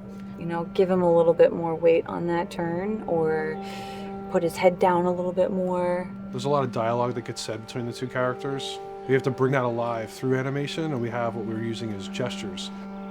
Why would they mow down all these people? Can't let everyone in. If you turned off the sound, you'd know that they were talking to each other. And that really helps accentuate the relationship that the two have together. We have certain animations that play in the beginning of the game on Ellie. She's traveling with Joel, who she doesn't really know. There's a lot of gestures to make her look nervous, just her overall stance. Later on in the game, they develop a relationship through the animation, not just the dialogue. You can see that she's more comfortable around him. If that reads well with the player, then, we're doing our job.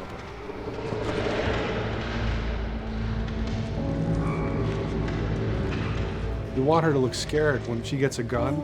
We want her to look scared of the gun. So if she's gonna aim, she wouldn't be like super trained aim. She would be more like some scared. But at the same time, it needs to look cool and feel cool to the player that plays. It's really just these little tiny details that we're doing, and it's coming across. It's working out well. We don't do facial capture. We don't track eye movements on stage. It's just the motion capture data. Everything that you see on the faces is hand keyed. As you can see, this is all of her mocap data. And so when I'm doing something like this, I go back and forth to the performance that she was giving, and I watch just this section over and over and over again. So this is our default face. I can make everything super extreme and make her all squinty and angry, turn her frown down. I can open her mouth, stick her tongue out. It's listen, watch. Okay, where's her mouth at this point? Like, is it open? Is she making like a grimace? About Tess, I don't even know. Here's how this thing's gonna play out. You don't bring up Tess. Ever. Matter of fact, we just keep our histories to ourselves.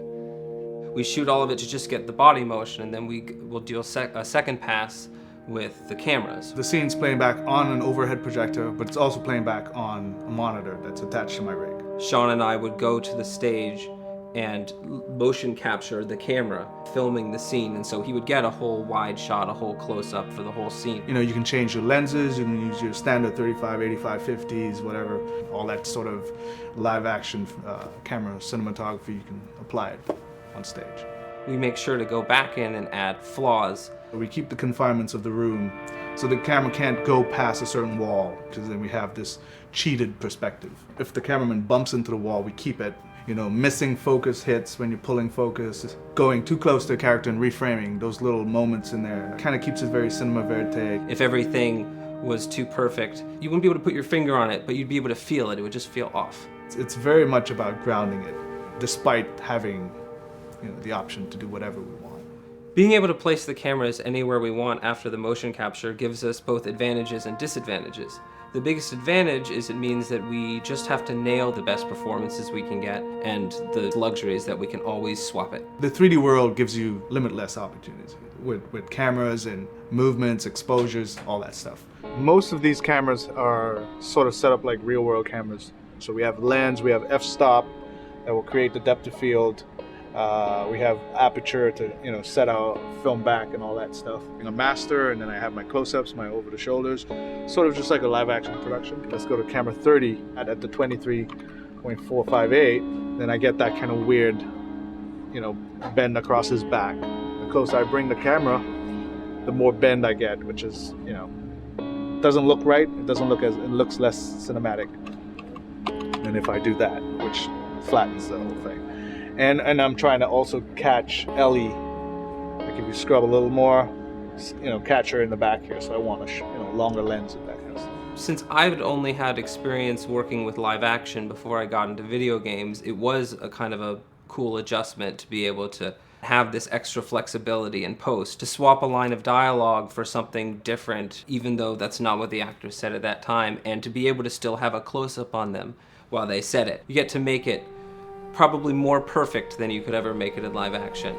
How far are we gonna take As far as it needs to go. Where was this lab of theirs? Because our actors are both the voice and their body, they get to play, they get to try things, they get to work with our director to kind of come up with new ideas, or even our director will have a new idea on the spot that wasn't there in the script, but realizing when he sees it, oh, well, this would actually be better, this might feel better. And those changes all just happen organically there on the set. He could even lead straight into his thing. It's like, no shit, yep, Ty, we wanted to do that, so we rented 2 Harleys and drove cross country. Keep it pretty succinct. Like, we got the bikes, rode them cross country. Cool. It's shocking to me that this is Neil's first time directing. There was a specific tone and a specific approach that Neil and Bruce wanted to take with this. It just came down to, there's nobody knows this story better than you, and then there's nobody that knows these characters better than you. Why don't you just do this? He and I actually had a conversation about it. He says, I think I'm going to try this myself, and I'm not sure. Neil was fantastic. The floor is yours. Okay, so remember, you've been running away from this turret-mounted truck. If you come to this dead end, you're going to look up and see a potential way out. And action. Check it out.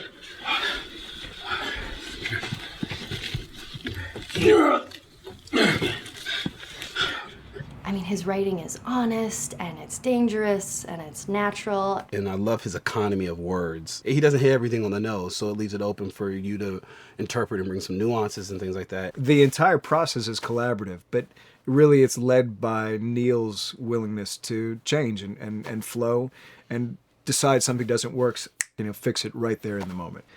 And it is something that's very foreign to the way that TV and film is done now, where everything has been micromanaged by the time you get it to the table read, and no one wants you to change anything, and everything's very precious and has been rewritten with notes from 20 people in suits, and you can't do that just anywhere in entertainment these days.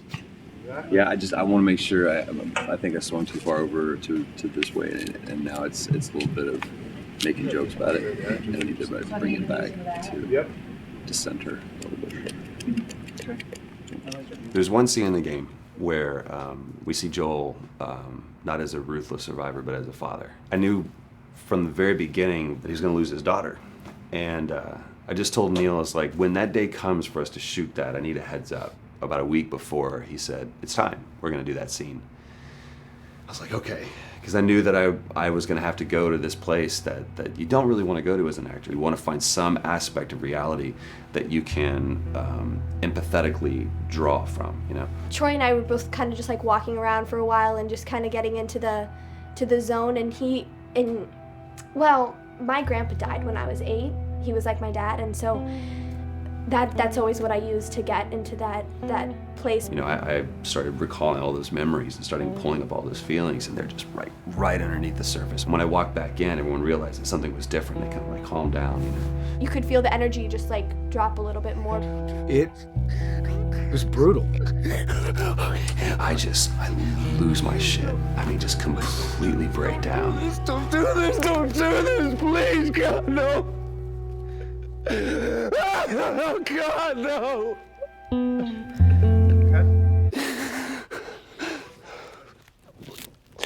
The soundstage was deathly still. It was the first take, and I felt really good about it. And it's like Neil said, okay, let's do it again. And so you do it again, and automatically you feel like you're manufacturing because you're trying to go back to that place, and you're in that actor nightmare of trying to get back to that reality. And we go through it again in 5th and 6th and 7th take, and I'm just exhausted. I'm crying between takes, and I'm looking at Neil going, this is really, really hard. And finally, after the 8th or 9th take, he said, all right, I think we got it. I was like, oh, thank God. And I went outside, and I was just jacked up for the rest of the day. Just a wreck emotionally. But we got it. Then 2 weeks later, he calls me. And he says, so we need to reshoot a scene. I'm like, cool, what scene are we doing? And he just looks at me. I said, dude, don't do this to me. And you can either at that moment throw your hands up in the air and say, fuck this, and walk away. Or you can say, okay, this is an opportunity to get it more right. I'm like, okay, all right. If you don't think you got it, I'm going to show you that you got it. We've got it in the can. And so we go through it again, and it just feels fake, feels artificial. And Neil goes, go through it again. We start doing it again. And I'm getting madder and madder with each take. And finally, about the fourth take, Neil comes over to me, and I love him so much. He goes, so I'm picking up on some resistance. I was like, you're damn right you're picking up on some resistance. We've got this in the can already, and we're just wasting our time, and we're wasting all this effort and energy. And then he started talking me through the scene. And he was like, what I need you to do is I need you to just strip yourself of all these ideas, and I need you to hit this beat, and this beat, and this beat, and this beat, which just makes it sound so mechanical, and it's such an emotional scene. So we start going through it, and literally I am mindlessly doing these things at this point. Okay? I know it hurts, baby. I know. So I'm gonna lift you up. I'm gonna lift you up. I'm gonna get you over here. Come on, baby. Come on, work with me, please. God, baby. Sarah. Sarah! Don't do this to me, baby. Don't do this to me, baby. Come on. Come on. And he stops, he goes, now we got it. And I realized that the reason why I wanted that first take to work was because I wanted everyone to look at me and go, wow, what an actor. And that's not what the scene needed. Those moments where you just have to sort of calm your ego down and just go back and do your work. That scene actually works, not because of me, but in spite of me. And that really is the marker and definition of working with a truly good director. There are many like it, but this one is yours. Why don't you have a seat?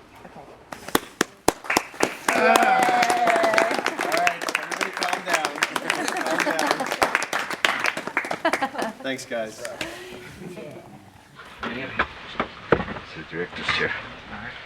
Working on the project, we knew we wanted to have a pretty minimalist soundtrack. And we had a folder where we just throw music in there. Looked at the folder one day and we saw, we have a lot of stuff here from Gustavo Santaolalla. We're looking for a composer. What if we reached out to him? Oh, no. Sarah. Move your hands, baby. I know, baby, I know. Listen to me, I know this one. You're gonna be okay, baby. Stay with me. I want to pick you up. I know, baby. I know it hurts. Come on, baby. Please. I know, baby. I know. Sarah. Baby.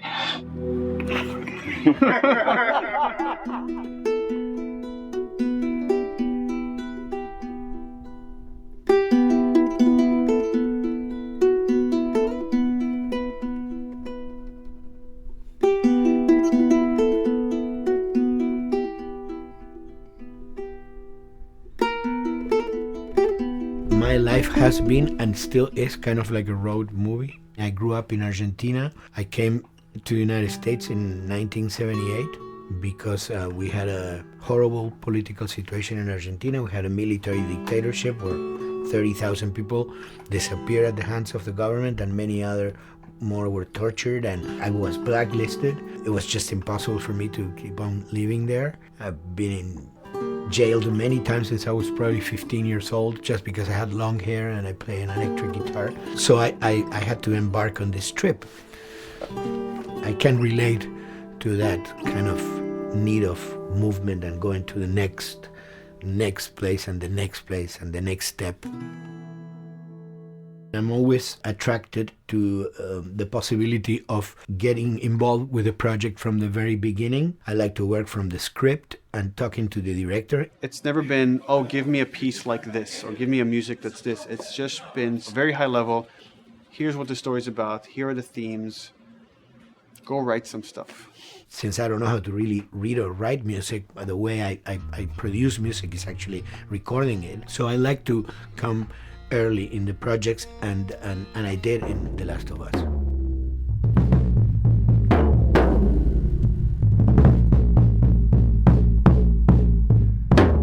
One thing that was fantastic from the very, very beginning was the freedom I had to try and to do whatever I felt could work, you know? As the story was still being written, you could listen to this piece of music and just get a sense of where this needs to go tonally, because the music was still inspiring the story. So that was the great thing of having the music written so far in advance. You know, at the beginning, I was going really out with some things, and sometimes some of those things were the ones that they liked the most, you know? So I really felt very motivated to work, and I enjoyed immensely working. It was this very organic back and forth experience where one element was inspiring the other and vice versa. I needed to go into some more dark places, more textural and not necessarily melodic.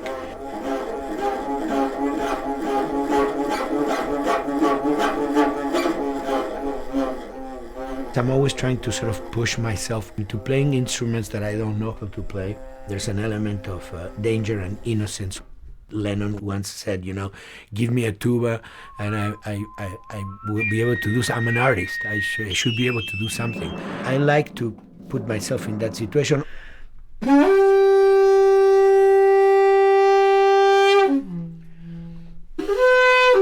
So these are just PVC pipes, the one you use, you know, in construction.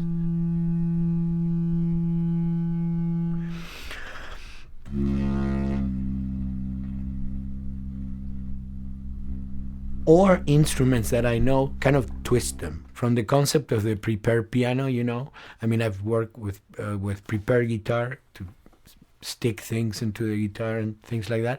And also in The Last of Us in particular, I work with a detuned guitar. So I really tune the guitar extremely low. And the result is, you know, strings that are very loose and will produce not only sound, but produce noise.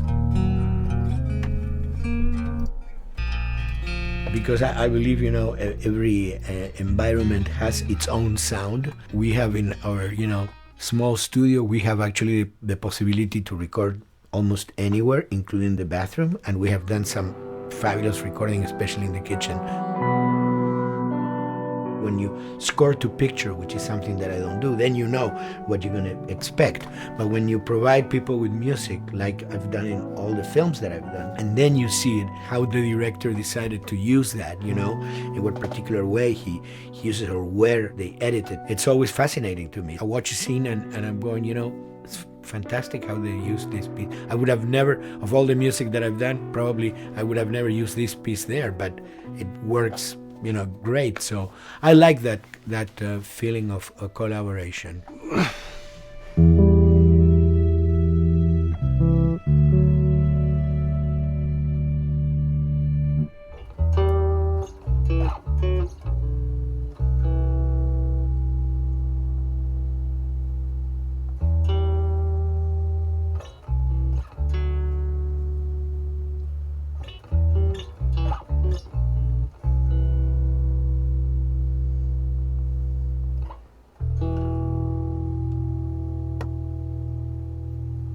I think, you know, the guys also that work in programming and adapting that music to the game, they should share a lot of the credit for the end result. In the beginning, there was silence. Yes.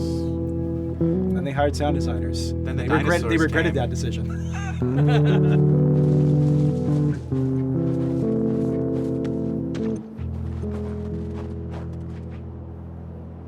Hold it steady.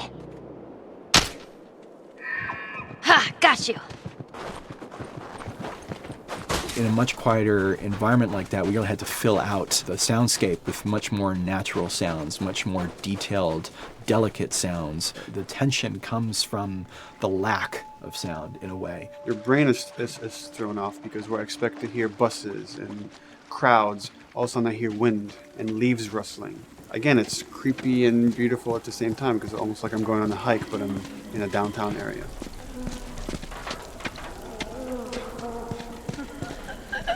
Get up over this truck. Let's see what we can find. So Neil, I mean, we were going through the iterations, so he just did not want, like, yells and screeches and what he called kind of witchy qualities, the cackling witch. He didn't want anything like that. It was a little bit of a head scratcher to figure out, okay, how do we make it sound human but not human? Yeah. We really did not want to use any animals. We wanted these all to be human. Derek and I basically decided to hire a couple of voice actors who did some interesting work vocally to see if they could come up with something. And we worked with this girl, Misty Lee. She started giving us these really great screeches. And that's no process. Yeah, that's just her voice. And it started going into this little click. We also used a little bit of Phil's voice.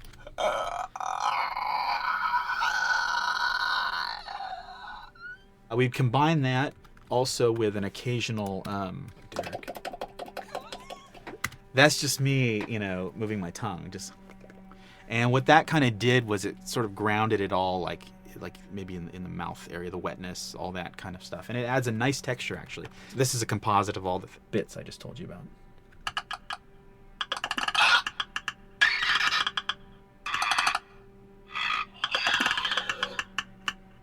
Sounds like a Snapple bottle. Oh, the lid? Like the lid, yeah. That's a good idea. Fuck, where were you guys months ago? Why didn't we think of that? Why did we think of that?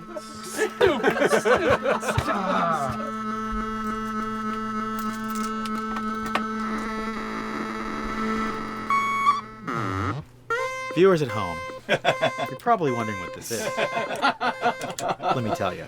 About 10 years ago, I saw this Synthy A suitcase synth. I wanted to get one. This finally arrived in January, just in time to start using. I thought, well, what can I do with this?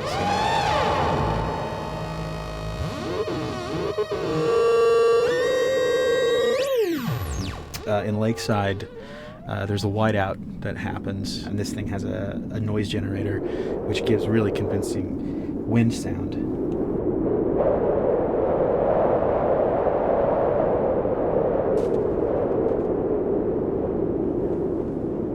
The military still has technology. There's sirens and alarms, so I wanted to try some new concepts.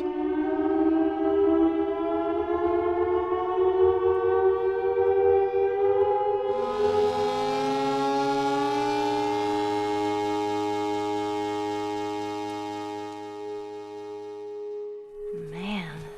What? Nothing, it's just... I've never seen anything like this, that's all. You mean the woods? Yeah. Never walked through the woods. It's kind of cool.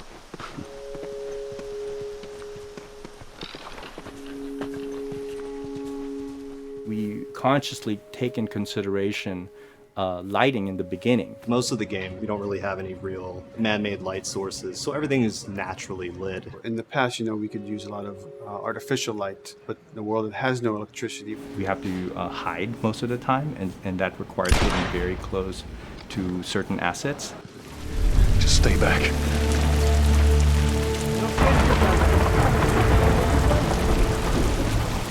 Otherwise, can't. Detail's expensive, and if you build up too much of it, you end up running into technical problems, right? Your engine slows down. When the frame rate goes down, everyone can bring up the profiling tools and see which parts of the frame actually cause the drop of the frame rate.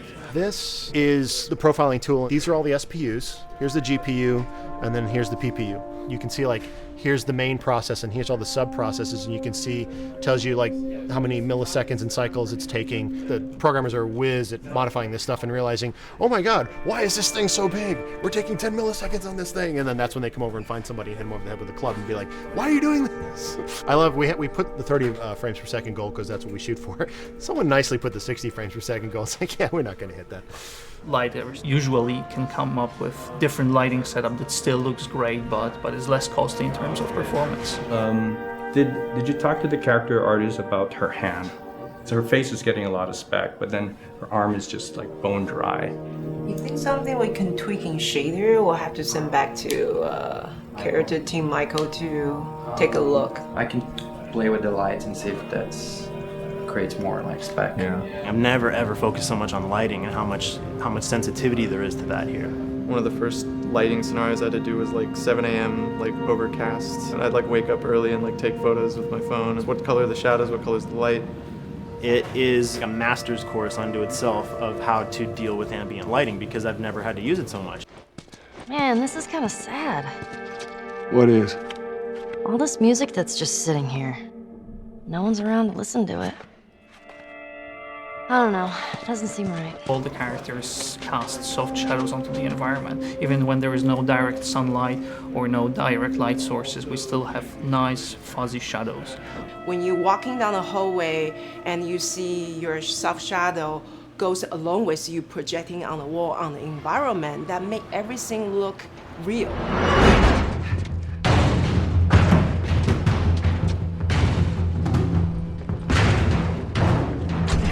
Follow me through here. Okay. The flashlight brought a whole new spin on it. So some of the environments end up being really, really dark, and you need the flashlight to get around. Give me a hand.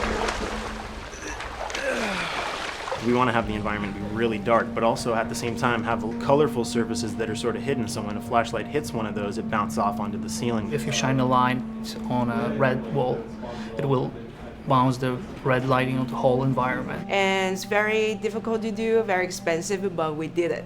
Everything should have a bounce lighting, otherwise the world is gonna feel dry and unrealistic.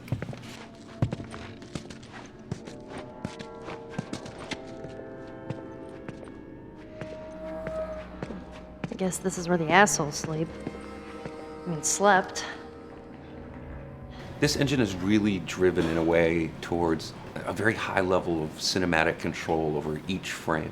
And hopefully, if we achieve our goal, you'll see it is beautiful. There are these truly beautiful moments amid all this chaos and destruction. Yeah, once we're done with this whole thing, I'm gonna teach you how to play guitar.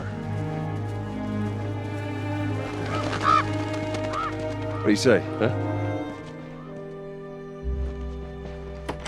Ellie, come on.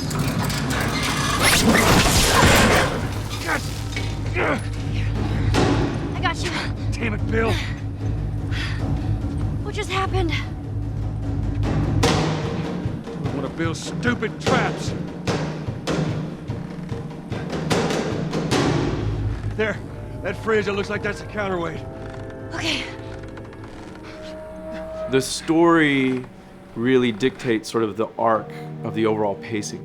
Storytelling would always want to be subtle. They would always want to keep the world grounded in reality. But gameplay has requirements where the player needs to see this thing. The player needs to immediately know that the enemy is attacking, that this room is dangerous, that this room is a puzzle that you have to solve. What are the things that we can do on the joystick to make you feel the same way that these characters are going to feel when we get to this next pinch point in the story? There's a turn in a scene that we need these characters to take, and we need you to feel it or understand that, and that means you have to play it. Sail! Oh, thank God. Keep running. Doorway, over there. Run!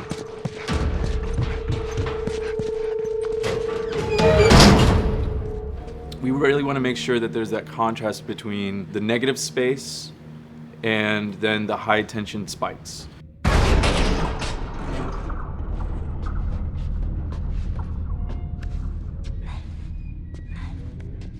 A lot of times we won't play music, or we'll play very minimal music just to let you know kind of the state, whether you're still in stealth or combat has broken out. Hearing someone's footsteps or hearing a person breathing on the other side of the door has so much tension to it. You hear that? Shh, quiet. You feel the tension of the world, make you question whether you want to engage with these guys or kind of try to stealth around them. That's another reason why we don't have traditional cover in the game. You smoothly move around everything, contextualizing with the environment, but you're never locked down. We want the player to, with that crafting system, with the scavenging system, with all of the abilities available to them, to constantly be moving around and changing as the moment arises. Gameplay is all about, I have a limited set of tools, and how am I going to use those tools and those limitations to overcome this obstacle in front of me. And that obstacle might be infected, might be another class of humans that wants to kill me for a bottle of alcohol in my shoes.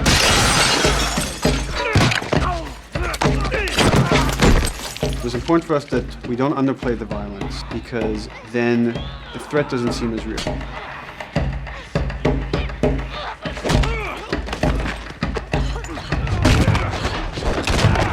We see video games as this incredible medium to tell stories. We want to treat it as equals to books or comics or TV or movies. This is subject matter that would not be considered out of the ordinary to tell in one of those other forms of entertainment. Fucking hunters. See, this could have been us. We wanted you to buy just the desperation of these people and why they're behaving this way, because it's so brutal. And at the same time, we didn't want to make it so over the top, stylizing it, so then it doesn't become as real. It was important for us actually to hit that middle ground where it's kind of disturbing. That glint that's happening on that curvature, it'd be good if there was a way that we can guarantee that from this angle, we're seeing it. But really it's flat. Overall too bright and opaque. Yeah, looks like paint. Yeah, see, the blood on the ground works really well. It's something about the other shader is messed up in this environment. We got to fix that to unify the look. Shouldn't make you giggle or laugh or any of that. You should be kind of appalled by what you have to do, but you understand why you're doing it.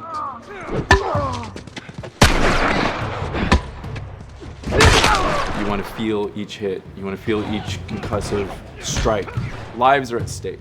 You want a death animation to have impactful performance, not just have a guy keel over in a ragdoll.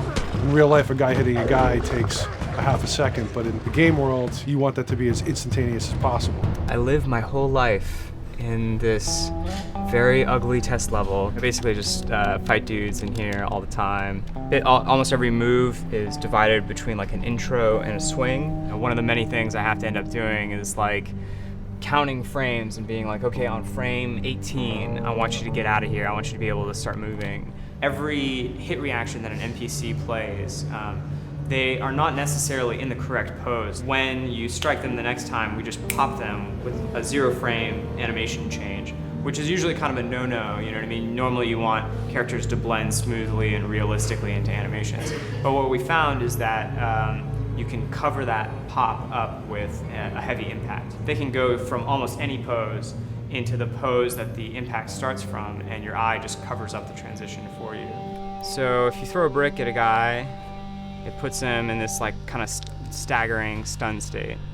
And that changes the moves that you do when you come up and punch him. So now I'm gonna come up and punch him, and now when you're punching him, because you've hit him down, you get this like auto aim moment where you get like a free headshot. I try to make it so that, you know, if you kind of know what you're doing, that you can set yourself up for 1 + 2 = 3. Right here!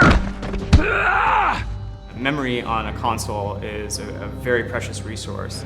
All of Joel's animations with every weapon, all the NPC animations, the stealth kills, you know, all of that stuff happening need to fit within a 4 meg to 5 meg memory footprint. This is a list of everything that's loaded in game and how much memory it's taking, because memory is our most precious resource right now. So we have a level, we call it the bookstore, it's in Hunter City, and this is a zone, for example. So when I set an AI to this zone, he will never leave its boundaries. I want guys to guard this exit where you have to go through, so I'll zone a couple guys around there to make sure that they, you know, they can fight you and use all this cover, but they want to stay around this door. This is another key component of the AI, is what we call the nav mesh. This defines the overall play space of where an AI knows he can or cannot go. Hey look, that's where a cover used to be, and there's a hole cut out for it. I gotta fix that. Here's some other wonderful things. See these little red polygons? Yeah, that means they're not linking right for some reason, so that means they can't really walk through here properly. It's a bug, and I need to fix it. Welcome to my life.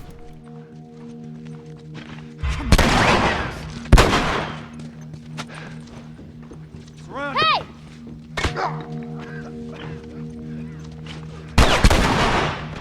If you look at a lot of games, NPCs are usually only alive for, a few seconds before the player ends up shooting them and then they're dead.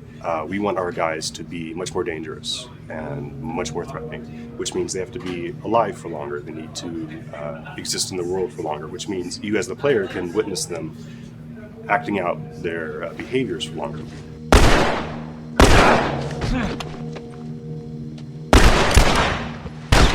So we've been working really hard on our AI systems. Back of the box, biggest bullet is going to be like AI. So we tried a number of different prototypes with the buddies, including having Ellie be super independent of you. She would try to flank the enemies, get behind them, or get between you and them. And a lot of times those decisions should surprise you, just like a real person, a real character would surprise you. And we discovered after many different prototypes, the best thing for her to do generally is to stay very near you. You need the exploration, you need the scavenging, you need something to say like, okay, if we just crank it to 11 the whole time, then it's pinned up there and there's no time to breathe, no time to assess or analyze, and no time to really contrast. There's no way of shifting the pacing.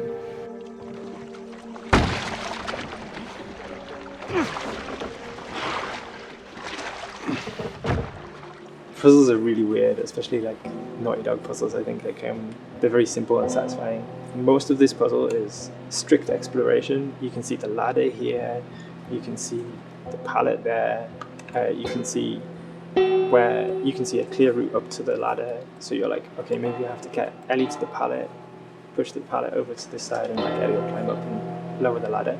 So that whole part is like, that's not a puzzle, that's not regarded as a puzzle, but when you feel like you've got to the solution and you're like, okay, I'm going to climb this ladder, and you climb it, and it breaks off, hopefully then the player will feel a little bit stumped and they'll be like, I'm not really sure what I am meant to do now. And so this is where the puzzle starts.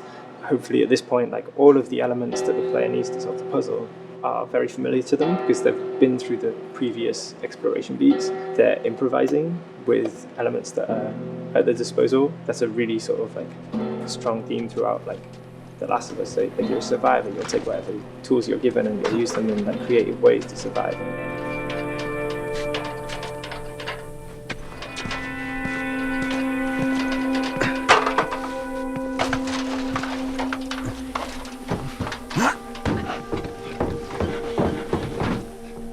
We set out to create something kind of new to Naughty Dog, this crafting system. Our lead designer, Jacob Minkoff, he got this book of like the survivalist handbook and homemade munitions and all sorts of funny stuff. Just start reading about, okay, if I was just wandering around in a collapsed society, this world, what stuff that seems like I could find? Alcohol and sugar, you know, if you want to make a smoke bomb. It's difficult to balance the right amount of resources against what you think the player's going to need and making sure that the player feels like they're getting just enough to survive, but not too much that they feel like they're a powerhouse. We wanted you to be forced to make some choices in the world that showed how depleted the resources were. So if there's a particular point in the story where the characters are having a particularly difficult time surviving, then we want you as the player to be finding fewer items, farther apart, harder to survive. We will item starve you at the same time that those characters are feeling starved and worn out. Then you expose something to them. Oh, here's a cache, and if I can just get into that cache. Oh, look, there's a wealth of things in here. God, I was so worried. My health was low. If I had run into a combat, because it's always that thing in your head, it's that Hitchcockian thing about the danger that you see is less meaningful than the danger that's in your head.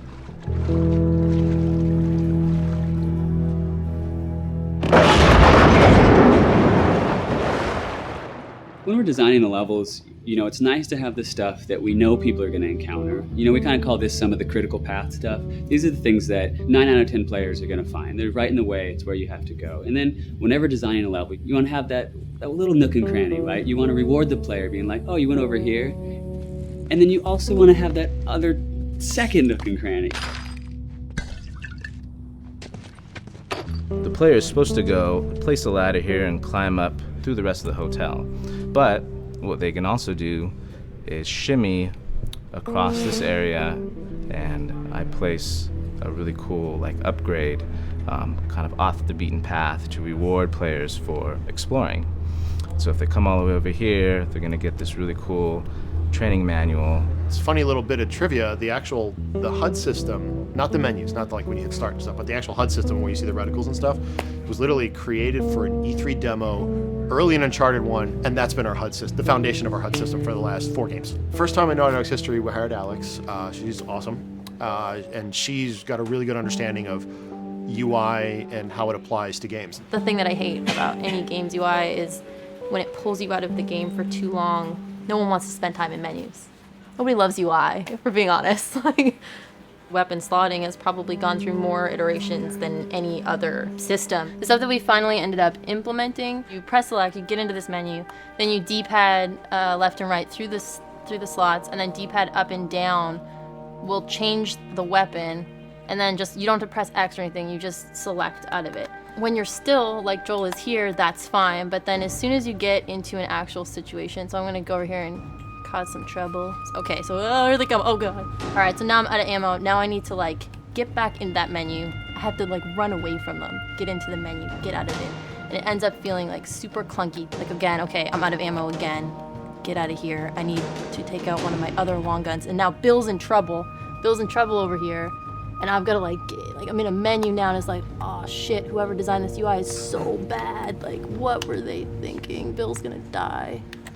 In theory, it worked, but then in practice, it felt a little clunky. We wanted it to be the absolute minimum amount of button presses. You don't say to yourself, oh, I'm never going to be able to do this in time, so I'm just going to give up. I'll die, I'll restart, let me try again. You want to always make the player feel that there is a way to survive. They can just do this fast enough. And like what's gonna go in now, if you just left, right, D-pad through this stuff, you swap out your guns, like between long gun and short gun. If you're now on this gun and you were to hold X to pick your gun. So it all happens within the same system that you're using to slot the weapons. The first iteration that I did on that was awful. It just took way too long to get in. It was just a mess. QA was so upset at me like all the time. I'm sure they hate me now because of that system.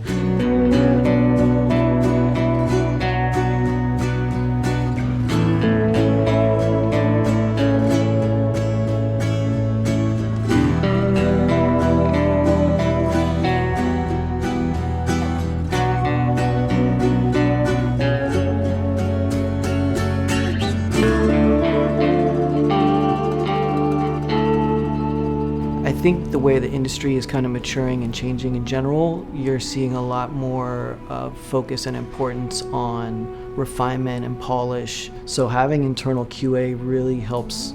The industry is kind of changing from QA being this like tighten up the graphics on level 3 bro kind of vibe to like really being a more technical, mental investigative job. On the publisher side, it's more reactive towards the code being delivered in a stable, controlled environment. Whereas on the developer side, especially at Naughty Dog, we are going beneath the art and the design. We're given enough weight where we can go up to somebody and be like, look, you have to fix this. Why? Come over, I'll show you. That kind of feedback, I would love to be able to say like, that was us, but it gets so diffused throughout the iteration process that you're just kind of like adding your I guess like genes into the gene pool and then just seeing what happens, you know what I mean?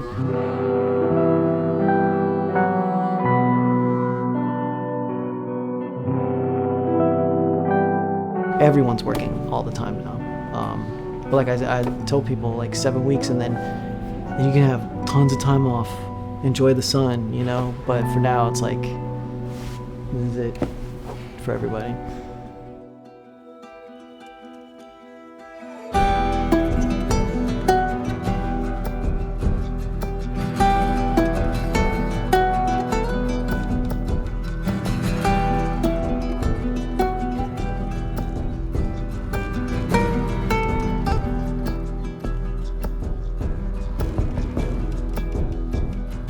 Crunching has been as part of making games. I feel it's human nature, right? If I'm gonna have a guest at home that's gonna come for a couple of weeks, I'm probably gonna clean their room just the day before they arrive, right? And I think it's the same thing. It's just like everything comes together at the end. I personally enjoy crunch. I think you get this like absolute laser focus because it has to come together.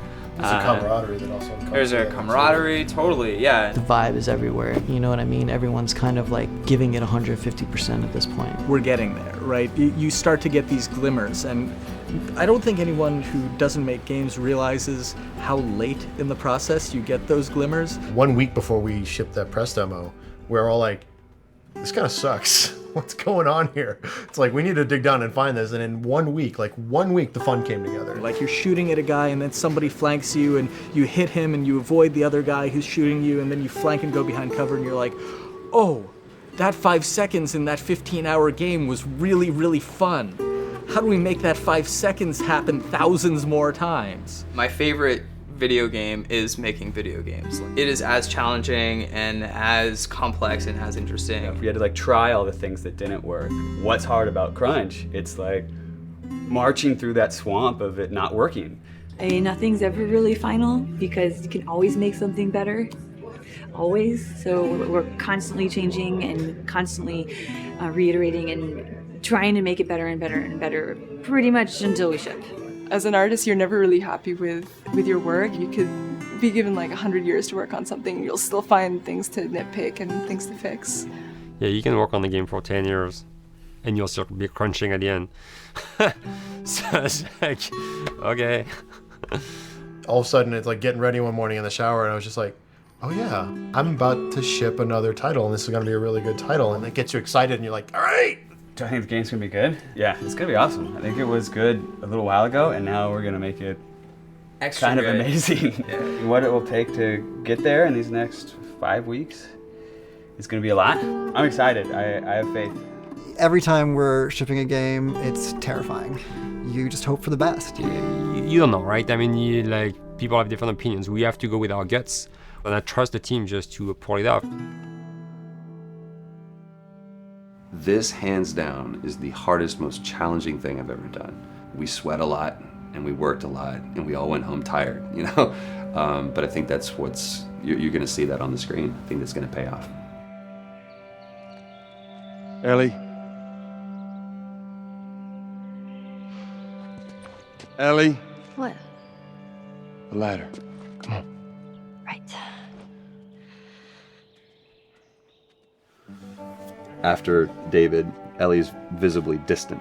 You could have done a cutscene to show, hey, you're being very distant, and she's not responding, but to also do that in gameplay to where it's something that you've done just countless times throughout the game with, let me boost you up here, get the ladder, bring it down so we can do this systemic thing, and the character responds with that, and you have to actually go over to her and go, hey, come on, the ladder, we've done this, let's do this. It's a subtle choice. Like Bruce and I talked in the beginning, is like we have these mechanics, how can we exploit them in a narrative sense? And that's one of those opportunities.